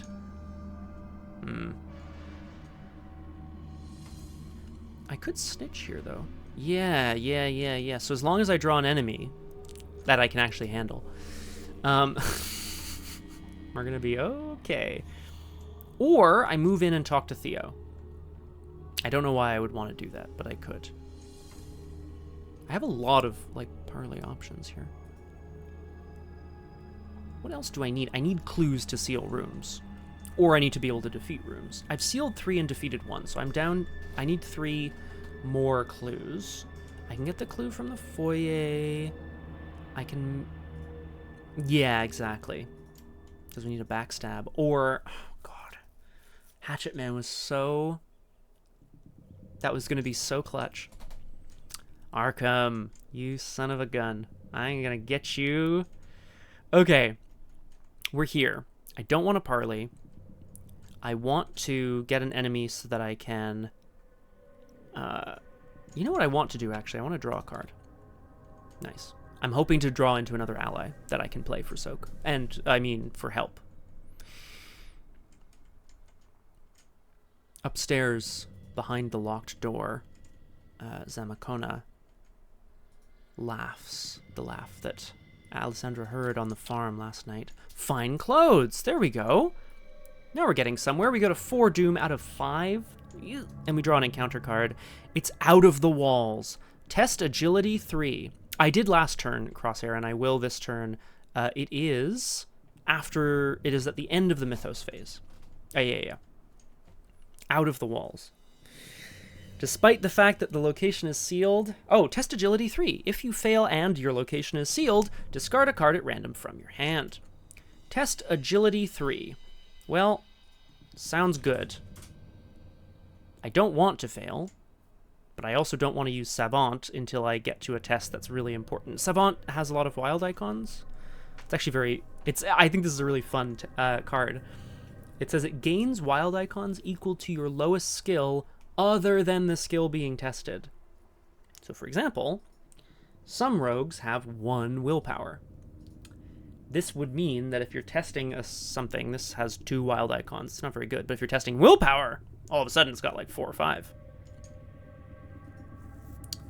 Yeah, I think it's interesting, Flower, because yeah, it's 2 wild icons for Wendy, unless she's testing combat, in which case it's 4. I think the person on the card, is Jenny, who has 3s in every stat, which means if you've boosted your stats, these can get to ridiculous levels, but this means that for Jenny, this has got 4 wild icons on it, just straight up and down, which is quite nice. For me, it would have 3 wild icons, unless I'm testing combat, and then it would have 4. But I still don't think I want to do this. 4 to 3, let's just do it. Cultists are good. -1. If your location is an enemy, exhaust it. Ooh, but it's not.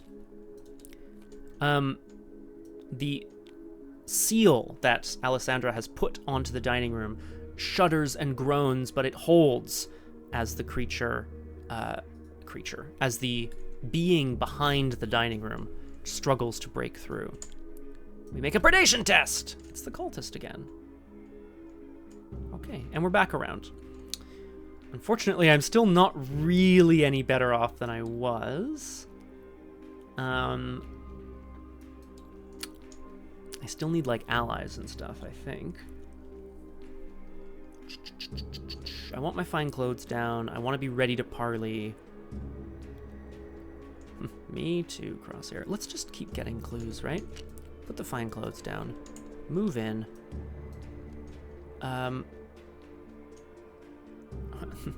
The foyer says the grandfather clock is stopped at 11:13.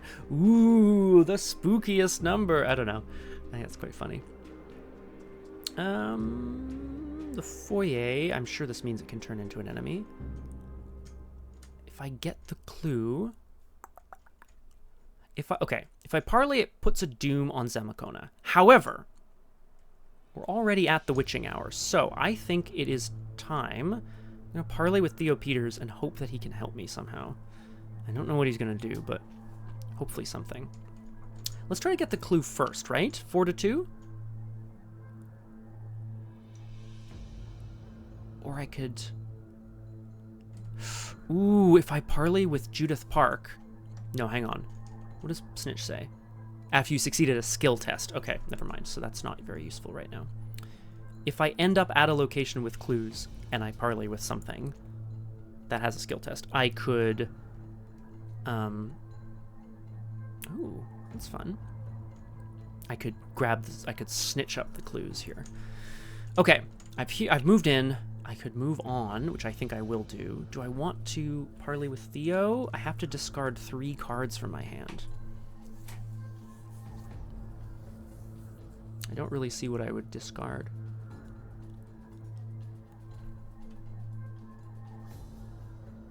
Yeah, let's do it. 1, 2, 3. Alessandra bursts out of the dining room, which was, of course, locked by Theo, but, you know. It's a good, I don't know, Flower. Theo kind of, like, takes one look at her and went, what the hell happened? The booming laughter from upstairs gets louder. Theo Peters. No, no, no, no, no! You hear Theo scream long before you see the young man running down the hallway. He barrels into you, knocking you over. Oh, I thought you were... He looks over his shoulder. The hallway is deadly silent. You look like you might need some protection. Well, don't worry, I can protect you. He puts on a fake swagger as he helps you to your feet. Take control of Theo Peters. Thank goodness. You may take an additional action during your turn, which can only be used to move. Oh, okay. And it's 2 damage and 3 horror, which is just great. Okay, we've put a doom on Zemakona. Last action. I have actually an additional action, which can only be used to move.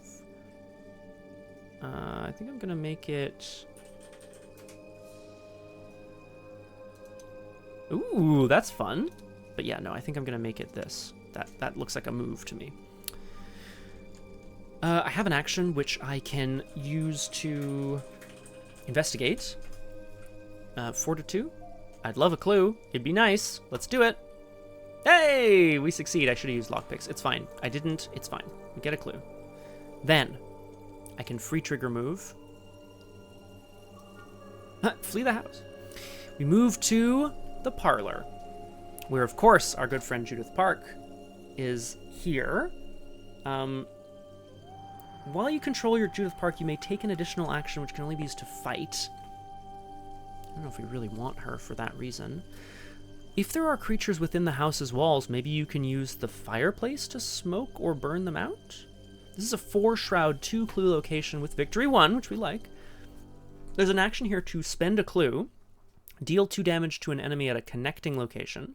You may test Intellect 4. If you succeed, deal an additional damage to that enemy. Now, if I could make Zemakona come towards me, this would be huge. Crosshair, welcome back. I ran into the foyer. I ran into Theo Peters. He decided to join me because he's going to protect me, but in fact, I think he's looking for protection. We got a clue. We've donned our finest clothes, and we've moved on to the parlor. Where I cannot take a move action, or I don't want to take a move action. I will sit here and hope, against hope, that I'll be able to get the clues off this location. That is the hope. Our good friend Zemakona does not hunt. He is simply locked in the library. We draw a card. It's String of Curses. We go to 6 doom. 6 out of 5. The house groans and creaks as though it is still settling. Movement stirs in the corner of your eye. The floor itself ripples like water as something moves beneath the creaking old boards. Yikes. Shuffle the encounter discard pile into the encounter deck. Find the unsealed dormant location nearest the most investigators. Flip it over, baby. This better not be that bad. It's really bad. This is a 4-shroud victory 1 location. It's an elite monster enemy, of course. 3 combat, 3 health, plus 2 is 5, 1 evade. It's got retaliate. Cannot make attacks of opportunity. Forced, when this enemy location is revealed, it attacks each investigator at its location. Well, Theo, it's a really good thing you showed up. Here's 1 damage and 2 horror, buddy. Boom! The soak! I could parley snitch. Ooh, okay. I have a plan. That was that. Agenda 3A, living walls. Either the house is alive, or the creature within its walls has grown to encompass it entirely. Your only hope now is to either secure all of the rooms, turn this place into rubble, or flee and make sure nobody ever ventures near this place again. We still make a predation test. There's still a free trigger to flip things back over. Or either place one of your clues on your location. I don't want to do that, right? No. Great. Well, we draw an encounter card here at the Living Parlor. In Living Parlor. Oh, it's Enervation again! Ah! As the creature slashes out at Theo, once again, This blighted skin erupts all over his arms and Alessandra's. We are testing a combat 1 because we have 4 damage on us. If you fail, you must either take 2 damage or discard the card with the highest printed cost from your hand. Well...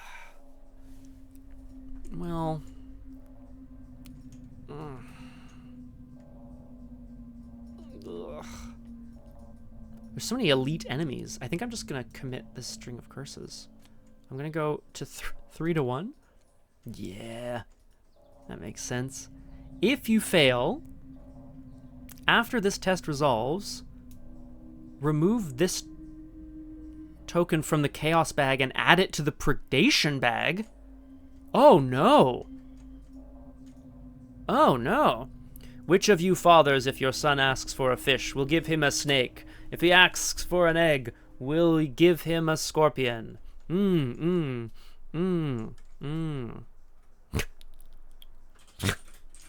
what's 1113 though? Roger Twy? What are you on about? Yeah, number 1, Dad. Dad, can I have a fish, please? Look, you can have a snake or nothing. Oh, it's boring. Oh, that's too bad. Okay, well, I failed. So I either have to take 2 damage or I have to discard Drain Essence. Jesus. Oh. I mean, I think I'll just discard it. If ye then, being evil, know how to give good gifts unto your children, how much more shall your heavenly Father give the Holy Spirit to them that ask him? Yeah, that is kind of boring, you know, by contrast. Now the people complained about their hardships in the hearing of the Lord, and when he heard them, his anger was aroused. Oh my god, the fire burned among them and consumed some of the outskirts. Jesus. Man, imagine worshipping a being that could just kill you at any time because it's petty and jealous. That doesn't feel very good. After this test resolves, we are removing the Elder Thing from the bag, and we're adding it to the predation bag. That's not good. Now we make a predation test. Oh, what a surprise! It's one of these Elder Things. Set this token aside. Find the unsealed dormant location nearest to the lead investigator. Flip it over to its enemy location side. I guess it's going to be the foyer. I can still flee. It's a 2 shroud, 3 health. Sorry. Yeah, 2 shroud, 2 combat, 3, 3. Okay, it only has 3 health. Oh god, I'm just so bad at like fighting. Ugh.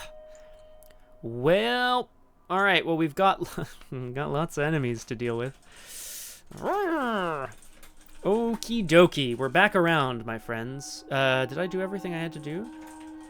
These all died in faith, but having seen them far off and were persuaded of them, embraced them, confessed that they were strangers and pilgrims on the earth.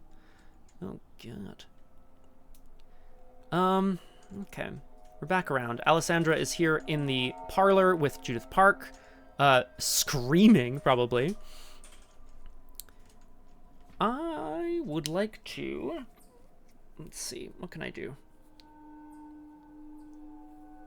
It's still a massive enemy.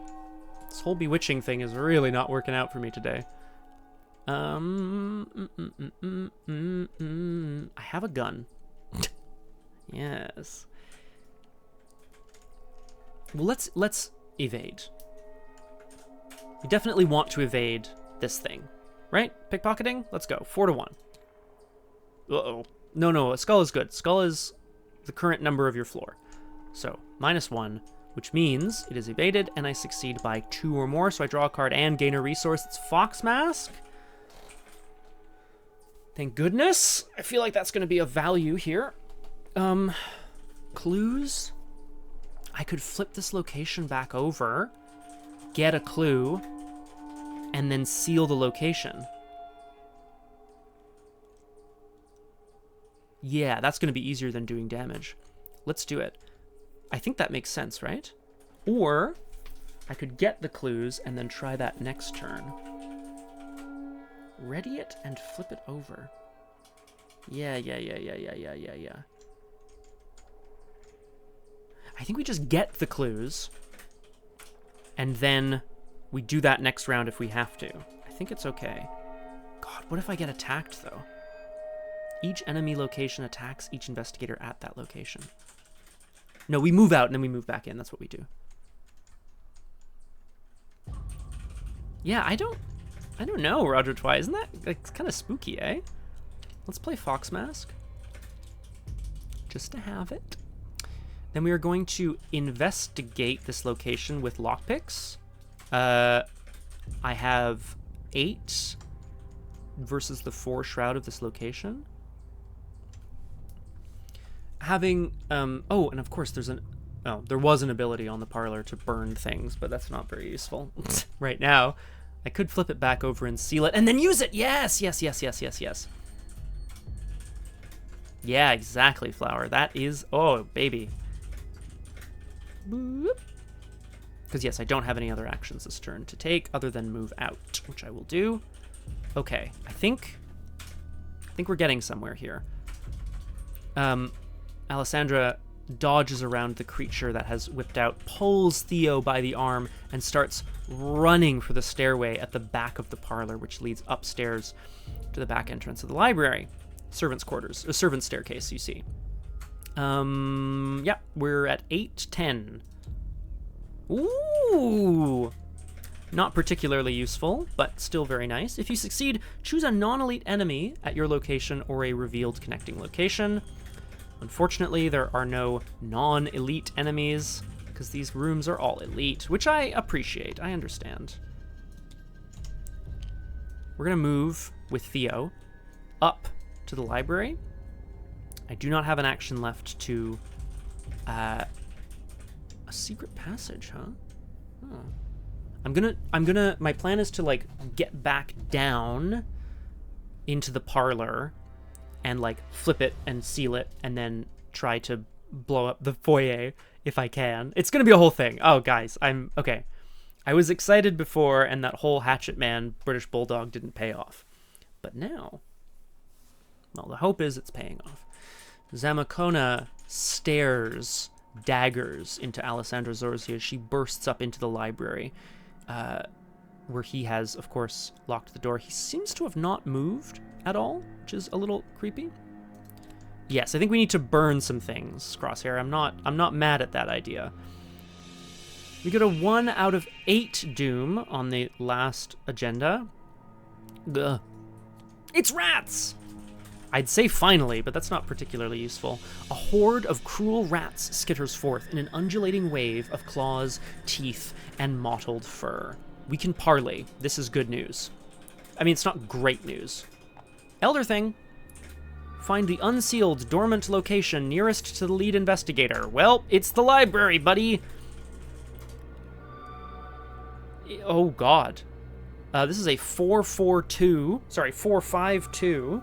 Massive enemy that cannot make attacks of opportunity. It says forced. When this enemy location is revealed, each investigator at this location and connecting location takes a horror, which I will put on myself. Woof. Okay. Okay.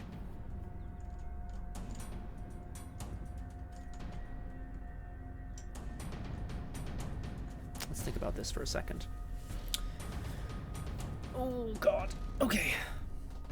I could... I was engaged by an enemy. I could grab Vamp or Stir the Pot. Remind me of Vamp. Does Vamp work on non-elite enemies?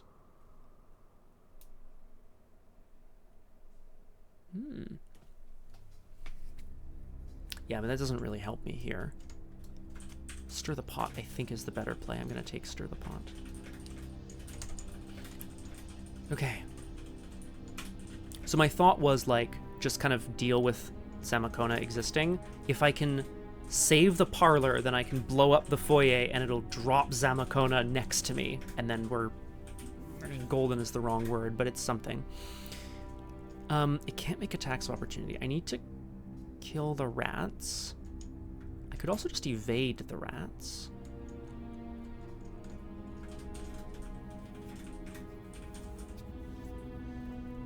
If I parley...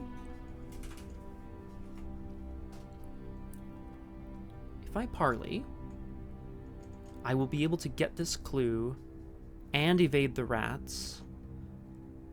But then the doom is going to go on Zamacona.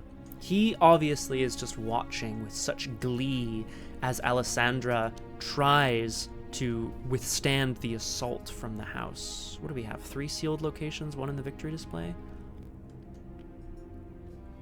I would need to flip this back over and seal it.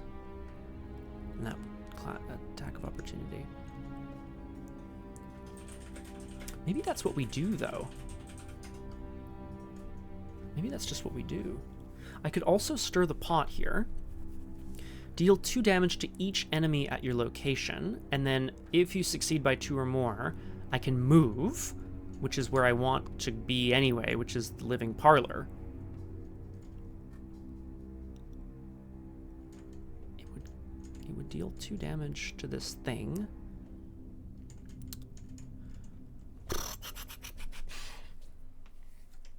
But I'd be able to also get the clue off of it.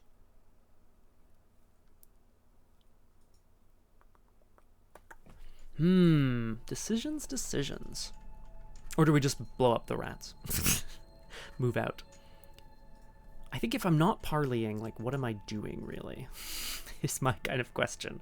So, I think seeing the rats skittering towards her, Alessandra just holds out a hand and says stop in almost a squeak, and they do, and they start to turn back towards Zamacona at the other end of the library. My parley action is going to be to evade, which puts me at 4-1 because of fine clothes. A doom goes on Zamacona, that's fine. 4-1. The cultist, which says, if your location is an enemy, exhaust it. That's great for me. And we succeed by 2 or more. Okay, guys, things are happening. Things are happening. We draw a card and gain a resource. It's the Silver Moth, of course it is. I'm just gonna... Ooh! I have to put it in play in my threat area. Uh-oh. I now only have 1 sanity remaining. Zamacona watches as Alessandra kind of shapes the horde of rats into a little wave and moves them back across the room. He lifts up a hand, and in the palm of his hand, unmistakably, the Silver Moth. The relic she took, and suddenly it's in her hand, piercing her wrist once more. Exactly. You get a little horrified, take your clothes off, you know, like, no big, no big, no big. I succeeded at a parlay test, so I'm going to snitch here. I can only get 1 clue, but it's still a fast clue. We move down. Here we go. Here we go. Things are working, my friends. We free trigger spend a clue to flip this location back over. Oh, sorry. We place 1 of my clues on my location. Oh, that's a lot more annoying. That's okay. Then, action, seal this location. What did I... Hang on. I should have sealed that. Oh, it wasn't dormant. Yeah, I'm not going to deal with it. It's fine. Oh, okay. Sealed. Good. Then, I could do 3 damage as long as I spend a clue and succeed a big old intellect test. Is it time to do it? I think it is time to do it. Our count, my friend Flower. Top bedroom, washroom, dining room, parlor. That's 4. And 1 in the victory display is 5. Yes, Crosshair, absolutely. I have plans. I will allow for things to come in here. Whoa, a lot is happening. Alessandra's rushed back down to the... Ooh, an excellent point, Crosshair. Uh-oh. Ooh, maybe I don't want to do that then. I mean, we are... you're not wrong. There's another act after this one. Oh boy. Yeah, that's bad, eh? If I destroy the foyer, we just end up in the library. Okay, well, either way, we've sealed... Oh, that's true. It has 5 health. So I could potentially do 3 damage to it, but then I'd have to move back and blow it up. Which is, again, potentially fine. But I really, what I really want to do is blast Zamakona, because I would deal 2 damage, and then I can test 4 and deal an additional damage. The rats can nibble it! Beguile allows you to investigate or evade at its location. I wish. The rats should be able to eat the library. That'd be great. Okay, well, I definitely want the clues off this location, right? So we're going to investigate with the lockpicks to go 8 to 4. It's a success. Get a clue. Because I'm thinking if I have enough clues, I'll just run around flipping locations and sealing them, right? That's the plan. What's my objective here? At the end of a round, if a total of 7 locations are sealed and or in the victory display. What's the next thing that's going to happen? We're going to draw a tablet, and that means an extra encounter card. That's probably fine. Whoa, okay. I still have an action. Spend a clue. Deal 2 damage to an enemy at a connecting location. You may test... Okay, here's a thought. No, that's crazy. I was going to say I could deal 2 damage to a room, and then I could go and, like, finish it off myself later when I know I don't need to resign. I definitely want the clue off this parlor, but I'm not going to be able to get it this turn. Crazy town. Isn't it just wild? What a wild scenario. Oh, I could parley Judith Park. Seals plus the victory display. 1, 2, 3, 4, 5 in the victory display out of 7. We're getting there. We're really almost there. Basically just these 2, or maybe the library. I don't want to deal with Zamakona, that son of a gun. Let's parley. Zamakona doesn't get extra doom, so we're spending... Good question. I will point out, Flower, Theo and Judith do not have an ally, they don't take up the ally slot. So, in theory, I could potentially have both. Oh yeah, sealing the entryway crosshair, right, so that it survives. It's no bad thing. Let us spend 2, 3 resources and parley Judith Park. I'm really hoping she's like, does 3 damage to other things. If it is day 2, if it is day 2, if it is day 3, rats, he said, rats my ass. She trails off into grumbles and then faces you with a stern expression. Hey, Judith, have you noticed that this room exploded into... Oh, you didn't? This place is a cesspool. There's something in the walls. I swear it's following me. Any fear within her seems to have settled into anger. It's no wonder he didn't want to come back with me today. There's no legacy here. Just a bunch of ugly furniture and whatever creatures taking up residence. You ask what she thinks should be done. It's too dangerous to be left alone as it is. She may be right. It would surely upset William, but left as is, this house is a danger to him and the rest of Hemlock Isle. Take control of Judith Park. Remember that Judith is remodeling, which I have the strangest feeling is going to mean that... Whoops. I'm going to do this. I have the strangest feeling that's going to mean that we're going to maybe be burning some stuff down here. I have an extra fight action, lol, which is kind of fun. Where are you? Fight. I have an extra action which can only be used to fight. I'm not doing a ton of fighting, but British Bulldog. Oh man, this is good. Okay. I'm going to forgo that this turn. Enemies. No ready enemies that hunt. Upkeep. Chronophobia.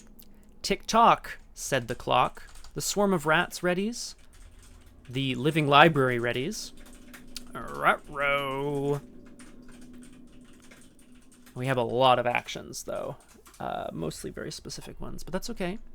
We go to 3 out of 8 Doom because of the one on Zemakona. I have a feeling I'm going to be doing something to hopefully kill him soon. Let me draw an encounter card. Alessandra can see that she's amassed a whole bunch of people and things, but this house is falling apart before her very eyes. Oh! An enemy!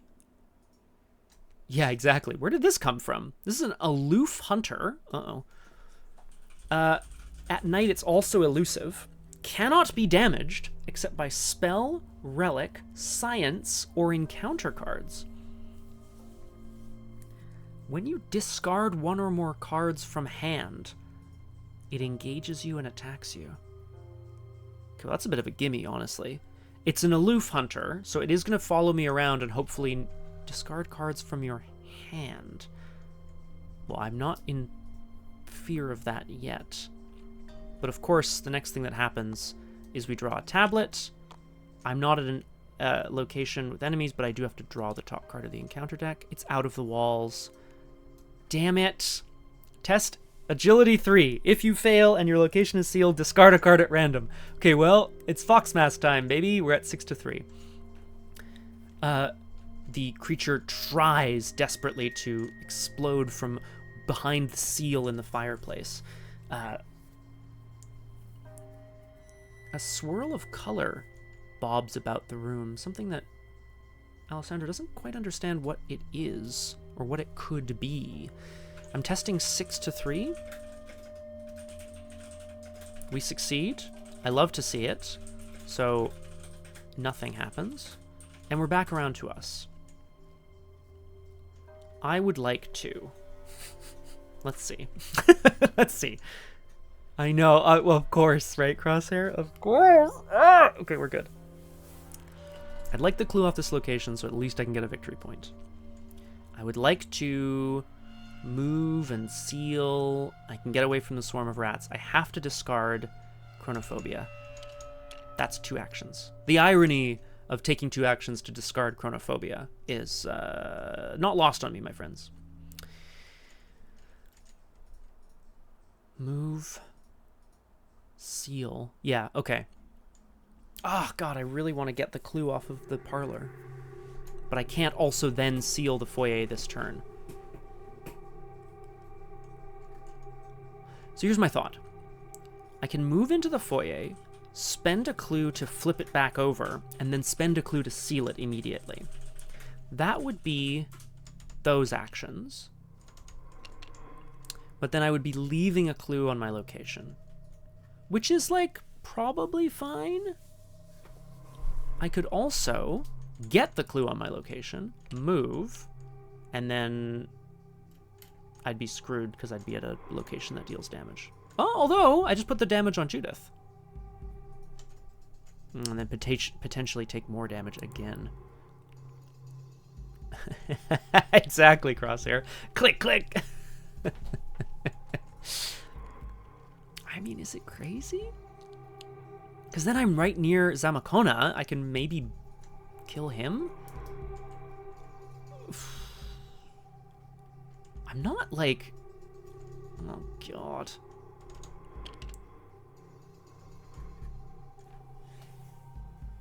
It's a little wild, isn't it? Spend a clue. Deal 2 damage to an enemy at a connecting location. You may test Intellect 4. If you succeed, deal an additional damage to that enemy. Yeah. Guys. Oh. I'm waiting for Crosshair's suggestion, but I'm feeling like I might do it. There's rats hurtling down from above. My thought is blow up the foyer, eventually like move in, start dealing with Zamakona, start hurting him a little bit. I like that. I would have to evade him, but that's okay. That's doable. It's not a bad idea, Crosshair. I quite like that, actually. Move in, evade. I can even blast it once because I have an extra action to fight. Quite like that, actually. What I would like to do as well, of course, is... Okay, is it more important to win the scenario or get victory points? It's a good question. I currently have 0 victory points. But I'm thinking at the end of the scenario, if I've sealed enough rooms to, like, get to the end, maybe it'll give me some victory points. Ooh, yeah. Yeah. Okay. Yeah. Although, again, like, I think the intricacies of he's at my location, blah, blah, blah, like, I think... that sounds defeatist. We don't like to defeat here. Let's do it. Guys, I'm doing it. I'm moving in. F this. I left a location so I get an offering back on my fox mask. I'm going to evade this... I'm going to evade the foyer. Don't worry about it, okay? I'm evading the foyer. I have 4 agility, 6 with fox mask. 6 to 3 is pretty good. It's not great though, is it? Yeah. Evade the foyer sounds awesome. Oh no, no, wait. 6 to 3? Okay, we did it. Phew, if you fail, that's fine. It's evaded. I will trigger pickpocketing, and I will choose to draw a card because I have no weaknesses left. It's backstab. Guys, we're getting somewhere. What did I say? Right, we're going to try to blow it up. I'm going to shoot it with the bulldog. And I'm going to spend a token. No, what am I doing? I should backstab the room? Hang on. Is... yeah, I should use what I have, right?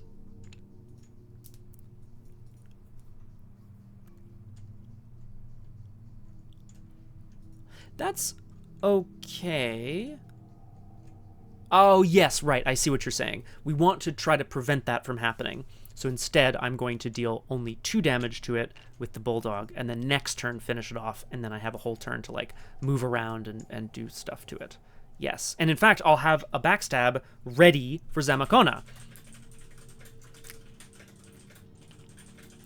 We're going to shoot with the bulldog. I'm going to hopefully do this. I'm fighting at, again, 6 to 2 this time. Token. Ooh, which is a -1. Blam! Oh, what terrible decor. Ah! Bang, bang! As the room kind of like shudders under the impact of the bullets, Alessandra tries to drag the inert body of Dr. Rosa Marquez out the door. She fainted, remember, from the alien whispers of Zamacona.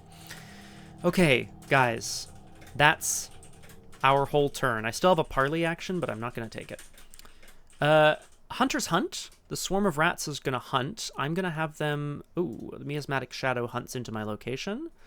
Blech. I'm going to have the rats hunt into the library.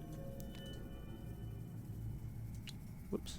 No. What am I doing? I'm going to have them hunt into the parlor because I don't want to deal with them immediately. I want to, like, I'll be able to move them around or something. Okay, and then we upkeep. Oh my god. Okay, we have so many extra actions because of the allies here. I just love this little team of people. They're like, just like, shoot the walls, punch the walls. We go to 4 out of 8 doom, but I'm hoping to refund one of that with Zamacona. It's otherworldly visions, of course. This test gets +2 difficulty. Ooh, if there's a color enemy at my location, which there is. Oh god, Zamacona booms from upstairs. He chitters and laughs. I forgot as well I have -1 sanity, so I really can't. I'm at 3 to 5. I think it's time. Oh god, no, I need the savant for the backstab. Ugh. We go to 4 to 5. Hang on. What happens if I fail? It's a 5 difficulty willpower test. For each point you fail by, you must either take a horror or discard a card at random from your hand. If I discard cards from hand, I might end up hitting the wrong thing.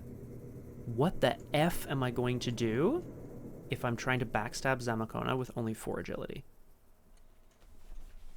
Ah, an excellent point, Crosshair. An excellent point. Although, I mean, let's consider this, right? Ugh, gross. If I have to move, then I'll trigger an attack of opportunity from Zamacona. It's like a whole thing. I might... fuck it. Fuck it. One thing at a time, guys. We passed this test. I have 3 willpower. Plus 3 is 6 to 5. Minus 1. My friends, it is a pass. And... if my location is an enemy exhausted, which it should have been readied, but it wasn't. So now my location is exhausted. Just all tuckered out. Okay. It's not quite back around to us, is it? Set this token aside. Find the unsealed, dormant location nearest to the investigator. Oh, buddy, you know it's that library. Each investigator at this location and each connecting location loses 2 resources. Well, that really puts a damper on things. Interesting. Very interesting. Because now, let's talk about this. Yeah, well, I mean, I couldn't backstab anyway. But I do have a perception for that intellect test. If I leave this location, I get a Foxmask charge back, but I need to destroy this location to drop Zammy in. And I can survive. I can survive. Let's do this. We are going to blast the foyer, so to speak. I'm using my fight action. Guys, what's going on? What's happening here on this day? What is going on this day? We use the gun. I have 4 agility versus the 2 fight of the foyer. I am going to commit my backstab to go to 5. This is insane. I know I probably should stop the stream too, but I'm just not going to. We're at 5 to 2. Pray for me. Oh, it's a big one. Oh, my friends, it is a big one. The bullet ricochets off of some sort of tentacle, which ventures back up into the ceiling. She can hear a muffled thud. Yes. Order of operations. Okay. The Elder Sign says, +2. If you succeed, choose a non-elite enemy at your location or at a revealed connecting location, automatically evade that enemy. We are evading Zamacona. This is very good. We deal 2 damage. The foyer goes into the goddamn victory display. The locked, monstrous library drops on top of us. But there is a tuckered out thing here. That's okay. That's fine by me. We've got an empty gun. Click, click, click, click, click. Oh, thank you, Crosshair. Yes. Everything shifts? Probably, right? Simultaneously slide each location above it. Yeah, that makes sense, right? Whee! 1, 2, 3, 4 sealed locations. 2 locations in the victory display. My friends, we are basically there. I think we want to kill Zamacona before anything else. What's great about this, the miasmatic shadow is aloof. The library cannot make attacks of opportunity, and Zamacona, because of luck, has the bullet ricocheted exactly, Osab. Also, hi, Osab. Welcome to Doomed. Wonderful to have you with us. The bullet ricocheted and knocked out a supporting pillar. The whole room kind of collapses in as the library tumbles down. Alessandra, Theo, Judith, they all managed to get out of the way. Rosa Marquez is unconscious but outside, so that's probably okay. They tumble down. I can just walk out of here. And nothing bad happens to me, so I will. We walk back into the library. I gain a Foxmask charge. I would like to do something with this swarm of rats. I'm going to parlay the swarm of rats to evade them? I can't take the test here without... Oh, I have to spend a clue. Yeah, that's fine, that's fine. It's an attack of opportunity, though, so I could move the swarm of rats away, but I don't want to. I think I want to just... What I really want to do is just damage them. It's fine. We are going to... Oh, sorry. I engaged an enemy, so I'm going to pull a copy of Vamp. One of my favorite cards. So these are some beguiled rats. What's going on here? We've moved and we've fought. It's been very good so far. So I could parlay these rats. What could I do? Get a clue. Evade the enemy. Move it.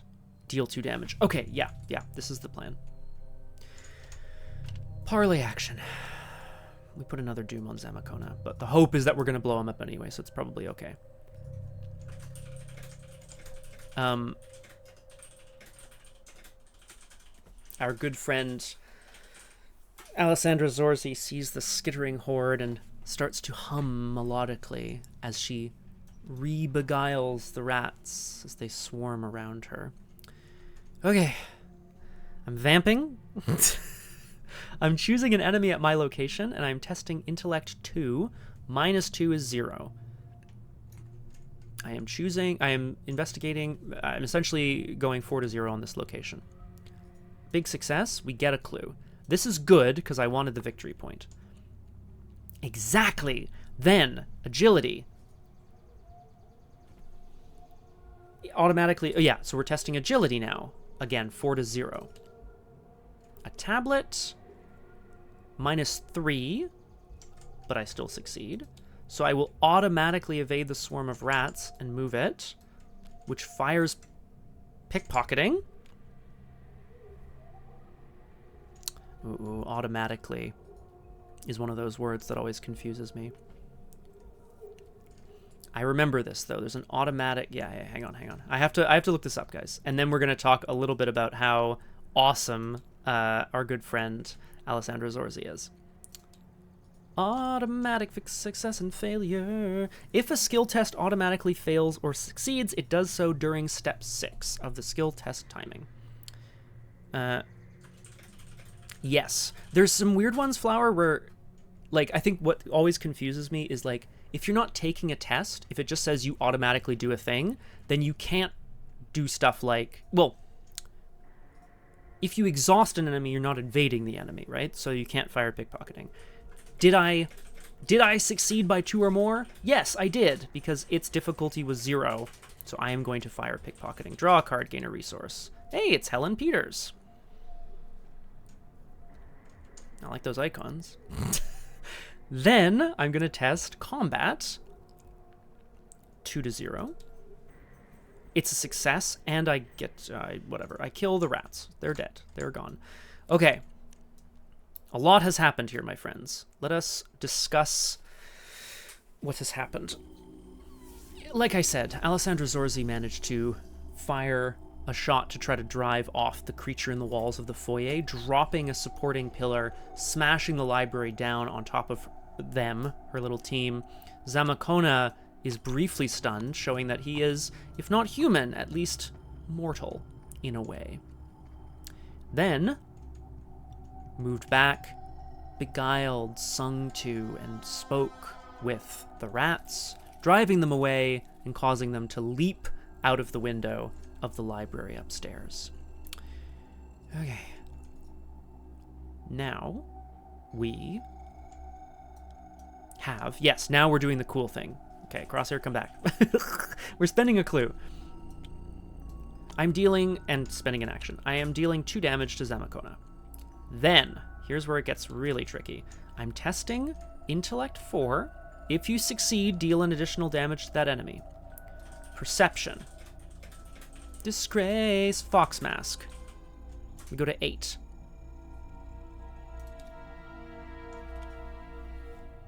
This man does not want to die. This man This man is insane.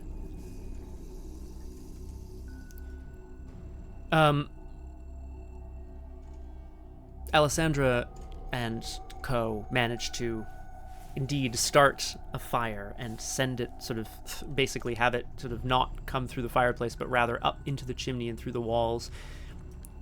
There is the sound of crackling flesh, but there is still the hideous laughter of Zamacona. Now what's awful is I now have to kill him because I've now added extra doom.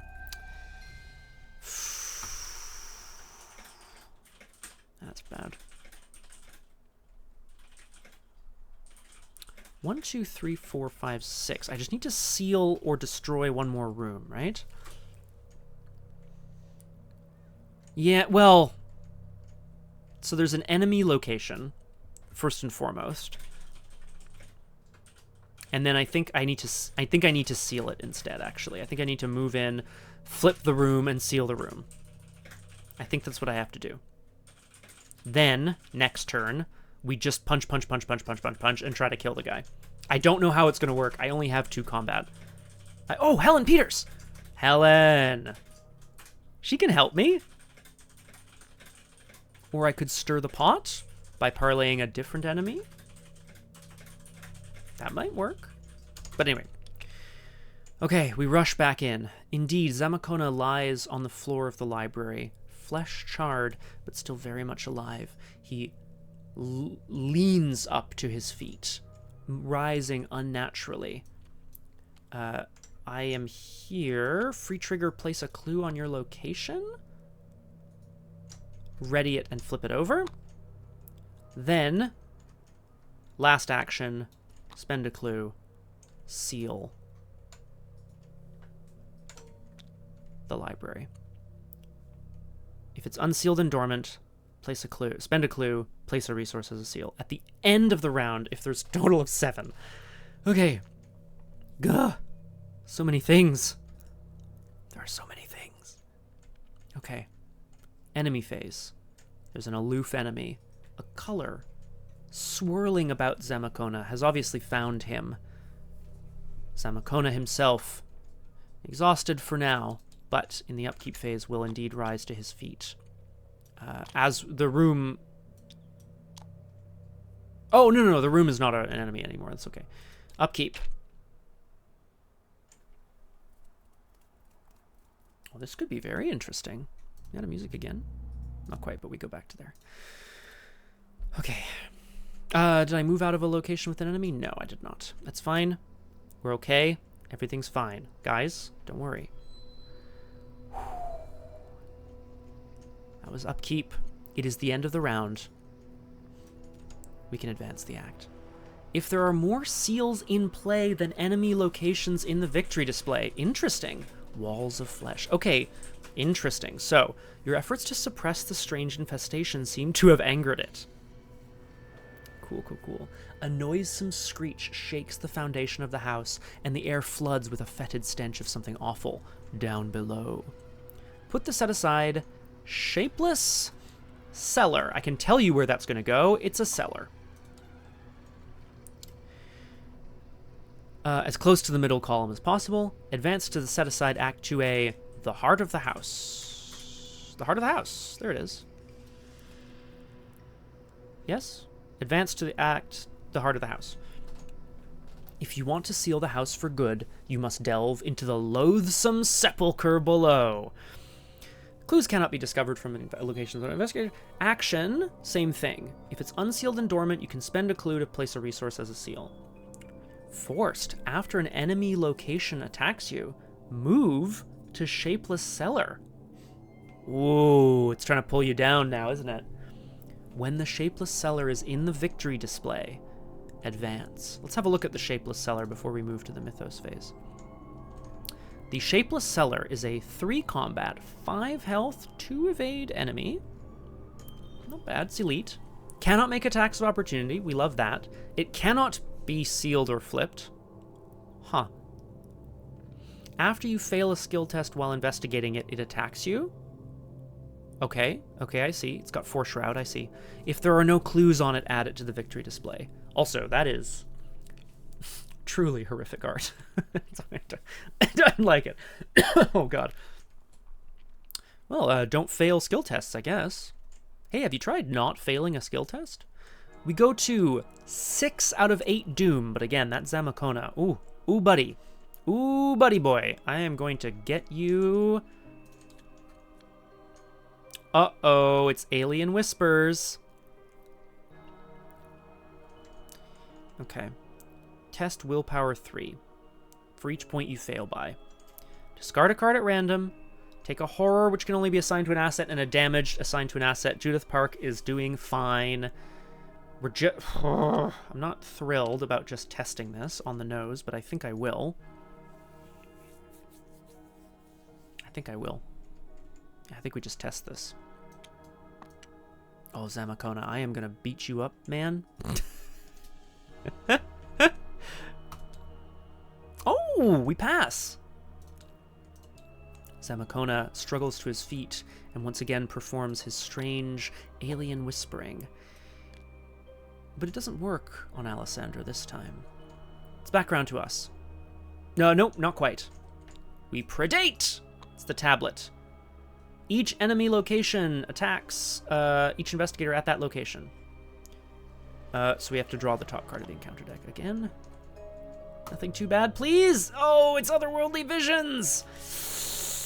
This could be very, very, very bad. Oh, actually, this could be really bad. I need to keep my cards, but I can't take any more horror.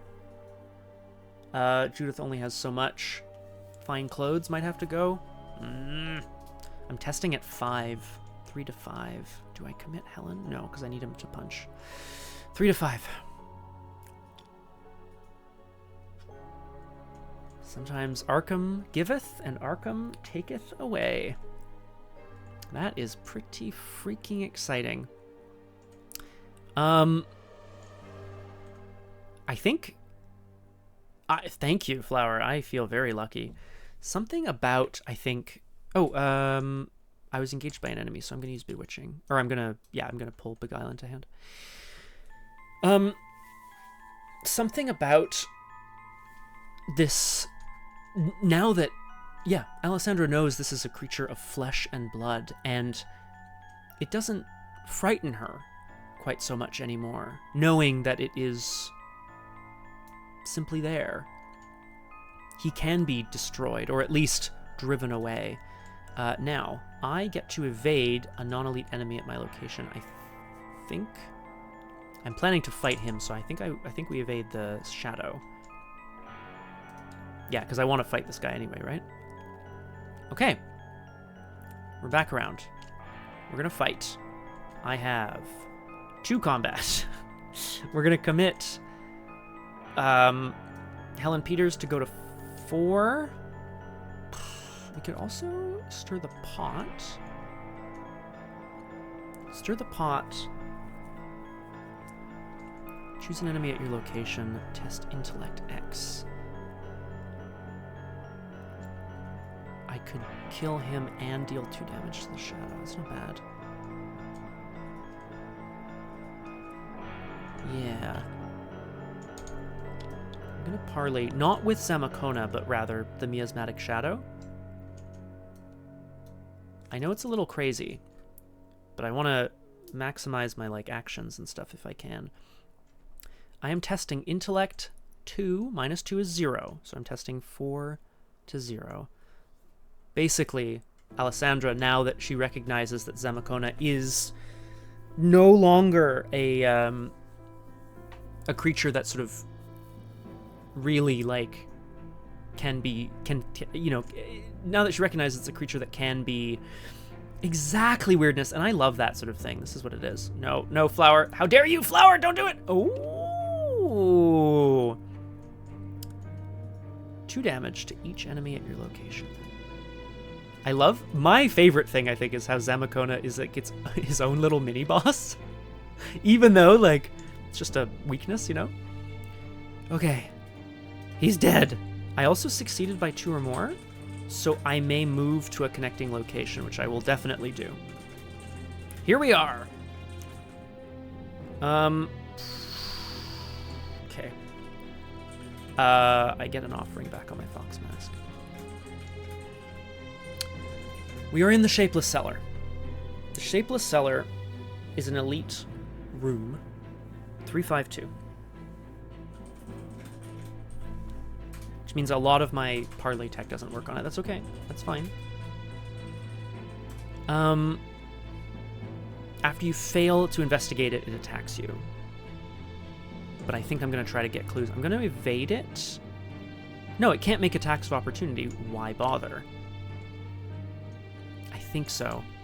We're going to investigate with lockpicks, which puts me at 8 to 4, which is like... it's not perfect, but it's pretty good. Let's do it. Great. We don't even lose a token. We get a clue. This is... what do I want to say here? Alessandra has basically sort of instructed the color, this color out of space, to attack Zamacona, dragged him away, up, and out from the library. Crosshair, we got a very nice token pull on the library. I stirred the pot to have the miasmatic shadow drag Zamacona out and throw him away out the door. He's dead. Not forever, obviously, because that's not how the deck works, but that's okay. And I was able to move down to the Shapeless Cellar. I got a clue. It can't make attacks of opportunity. I'm going to try to get a couple more clues, and if I need to, I can evade it. Actually, maybe I should evade it so that I can, like, not take an attack in the enemy phase. What's best? What's best? In honor of Zammy. We're almost there, guys. And then, reminder that we have Drew Crew in just about an hour's time. It's a very long stream, but I am thrilled with how this is going. Okay. Do we try to get a clue?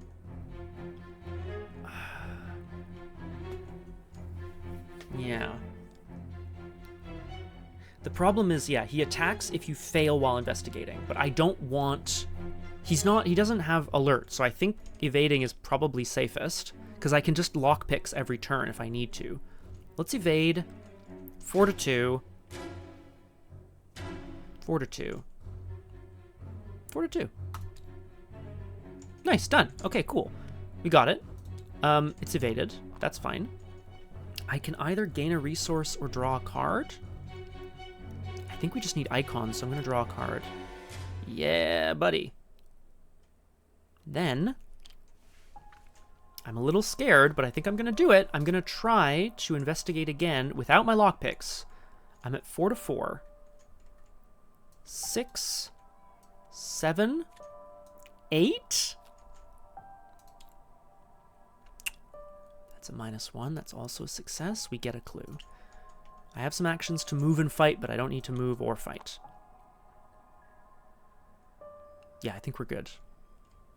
The predation might screw me here, but we'll see how it goes. Alessandra is... oh, God. That's correct. We don't even do hard. And there's still a -5 in the bag. Because it's day 3, and Alessandra's hungry. So is the house. Oh, the house is hungry. Hungry. House man. Hungry. House man. The cellar is filled with, as you can see here, the creature that dwells within seems to be an amalgamation of perhaps all of the people that have been consumed by it over the years. Alessandra can't tell where the house ends, the creature begins, and the corpses of old end and begin. We go to upkeep. That's fine. It readies. Mythos phase. 5 out of 8 doom. My guys. We draw an encounter card. Grappling spawn? What is this? This is a mutated monster. It's got me! Oh no! This is a hunter with retaliate. 4/2/2. It gets +X health. X is its current floor, which is... the cellar is... I'm sure the cellar is -1. The cellar is 1. Yeah. Okay, yeah. Exactly. To a minimum of +1. Okay, so it's a 4/3/2. Well, I think that means we're going evading. My friends. Unless I had a cool parley action to take, but I do not. We evade, and then we try to get this last clue. We try to clear out the basement.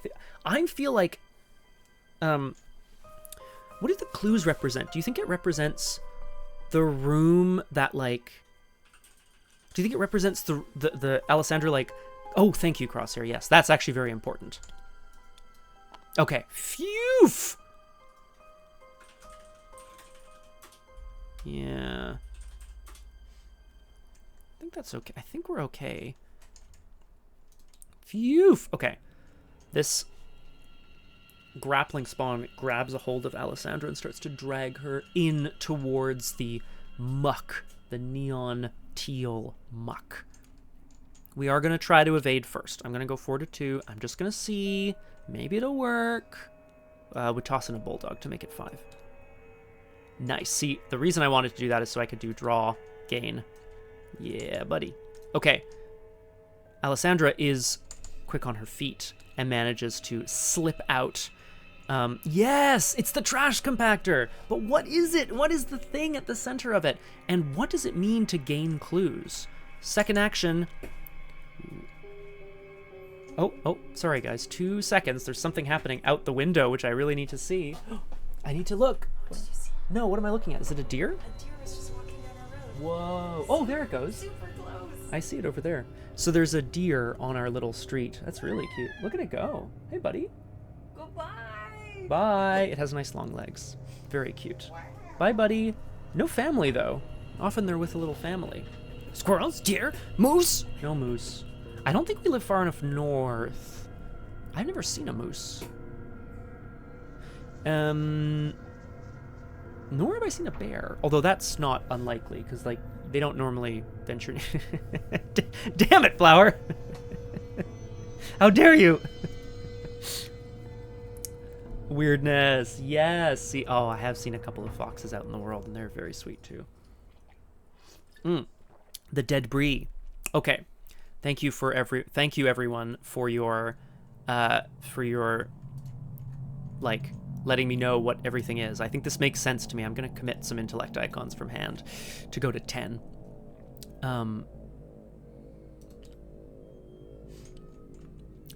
Quick enough for you, Flower? We get the last clue. It goes in the victory display. Alessandra, I guess, manages to slip out of the grasp of the tentacle and wades her way down into the basement, where she maybe starts a fire. I'm going to read the resolution, and we're going to see what happens.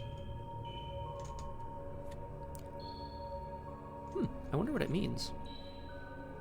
Laid to rest. The house shudders and then stills. Ah! Sealing off the crevices and nooks where the creature was breaching through the house's walls seems to have forced it to retreat, or perhaps lay dormant for a while.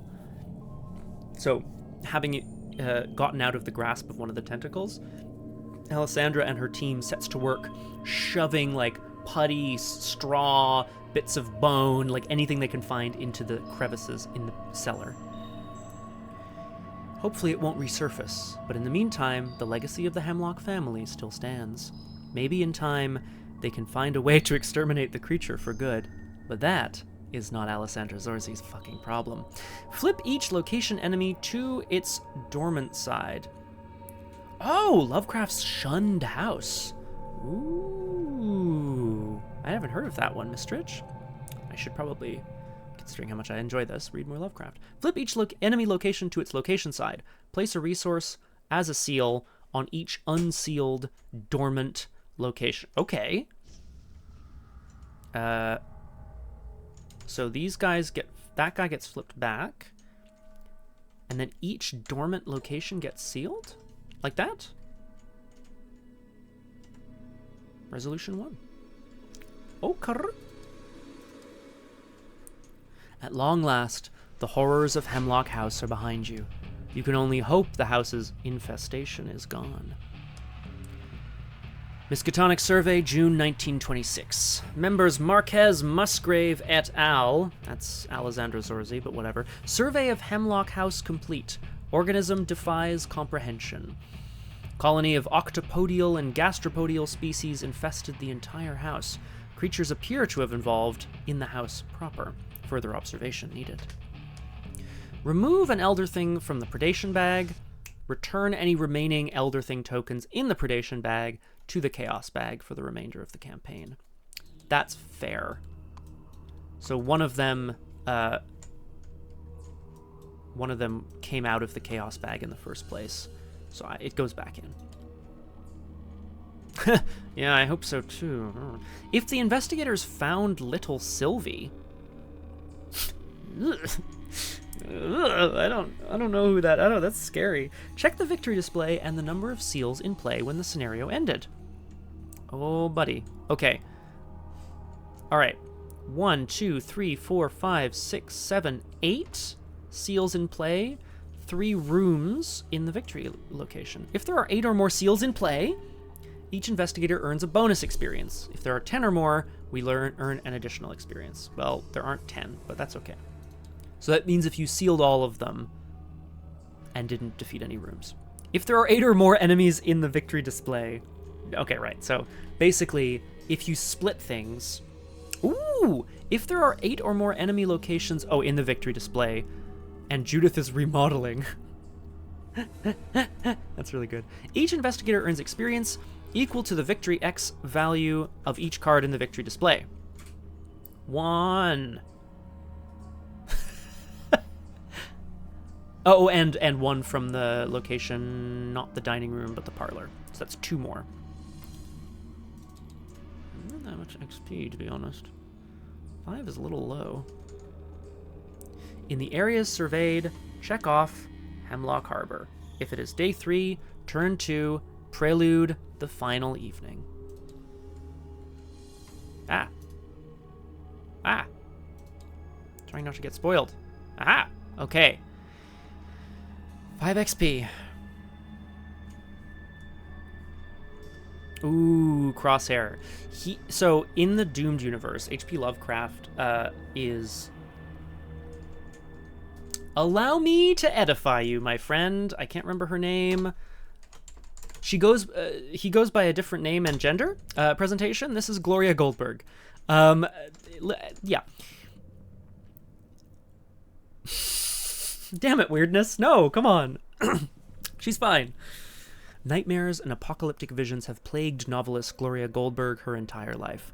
Although she learned to exercise her terrors onto the page, she has never revealed the inspiration for her weird tales, not even to fellow author Jamie Galbraith. One day, she is struck by a vision of Jamie begging her to help finish what he started. Moments later, she receives words of his death. As Gloria reads his unfinished book, the story takes hold of her, and the words on the page begin to bleed into reality. I kind of cheated a bit because I didn't make anything up, but I think it takes some things to know that the writer... I like to think that, yes, in the Doomed universe, H.P. Lovecraft is in fact this woman. Also, can I just say... For her deck building options, she's a mystic, but she can take events or skills that are either Guardian, Seeker, or Rogue. So you can build her to be a bit more defensive, or a bit cluier, or a bit, well, more roguelike, which is, I guess, actions and money and stuff. I would like everybody to look at the text on this card, please. Gloria Lovecraft. That's right, Crosshair. So her ability... So she's first of all, she's a 5/4/2/1. 5 willpower mystic with 4 intellect is pretty great right away. She's clairvoyant, which is awesome. When you look at one or more cards from the encounter deck, you look at an additional card. So if you're playing like Scrying, or anyway, cards that look at the encounter deck, you look at an additional card. You choose one card among them that is non-elite. You discard it, you put it on top, or you put it underneath Gloria. She then has an ability where cards underneath her can be like spent to get a bonus on tests or whatever. Basically, she's doing the Alan Wake thing. She's seeing what's coming and rewriting her own future. Hell yeah. Anyway, this is Gloria Lovecraft. However, Gloria Lovecraft is not our hero today. Today our hero is Alessandra Zorzi, who was 1 horror away from dying, 3 damage, and had a lot of friends. Oh my goodness gracious. Okay. That is going to do it for us today on Doomed. We did it! We got 5 XP, going into our final scenario, which is the prelude to the final evening. No fireworks in the Vale, which is just absolutely devastating, but at least we managed to do a lot of cool shit in Hemlock House, which I am not mad at all. Oh, tragic, Flower. I hope other folks can make it to Drew Crew. We're starting a new book today, The Mystery of the Haunted Bridge, or something like that. Also, tomorrow is both Book Club, Punchy Book Club, and Montreal by Moonlight. Hope you can all join us for a nice, cool stream of weekends. So, I got this swarm of rats on me.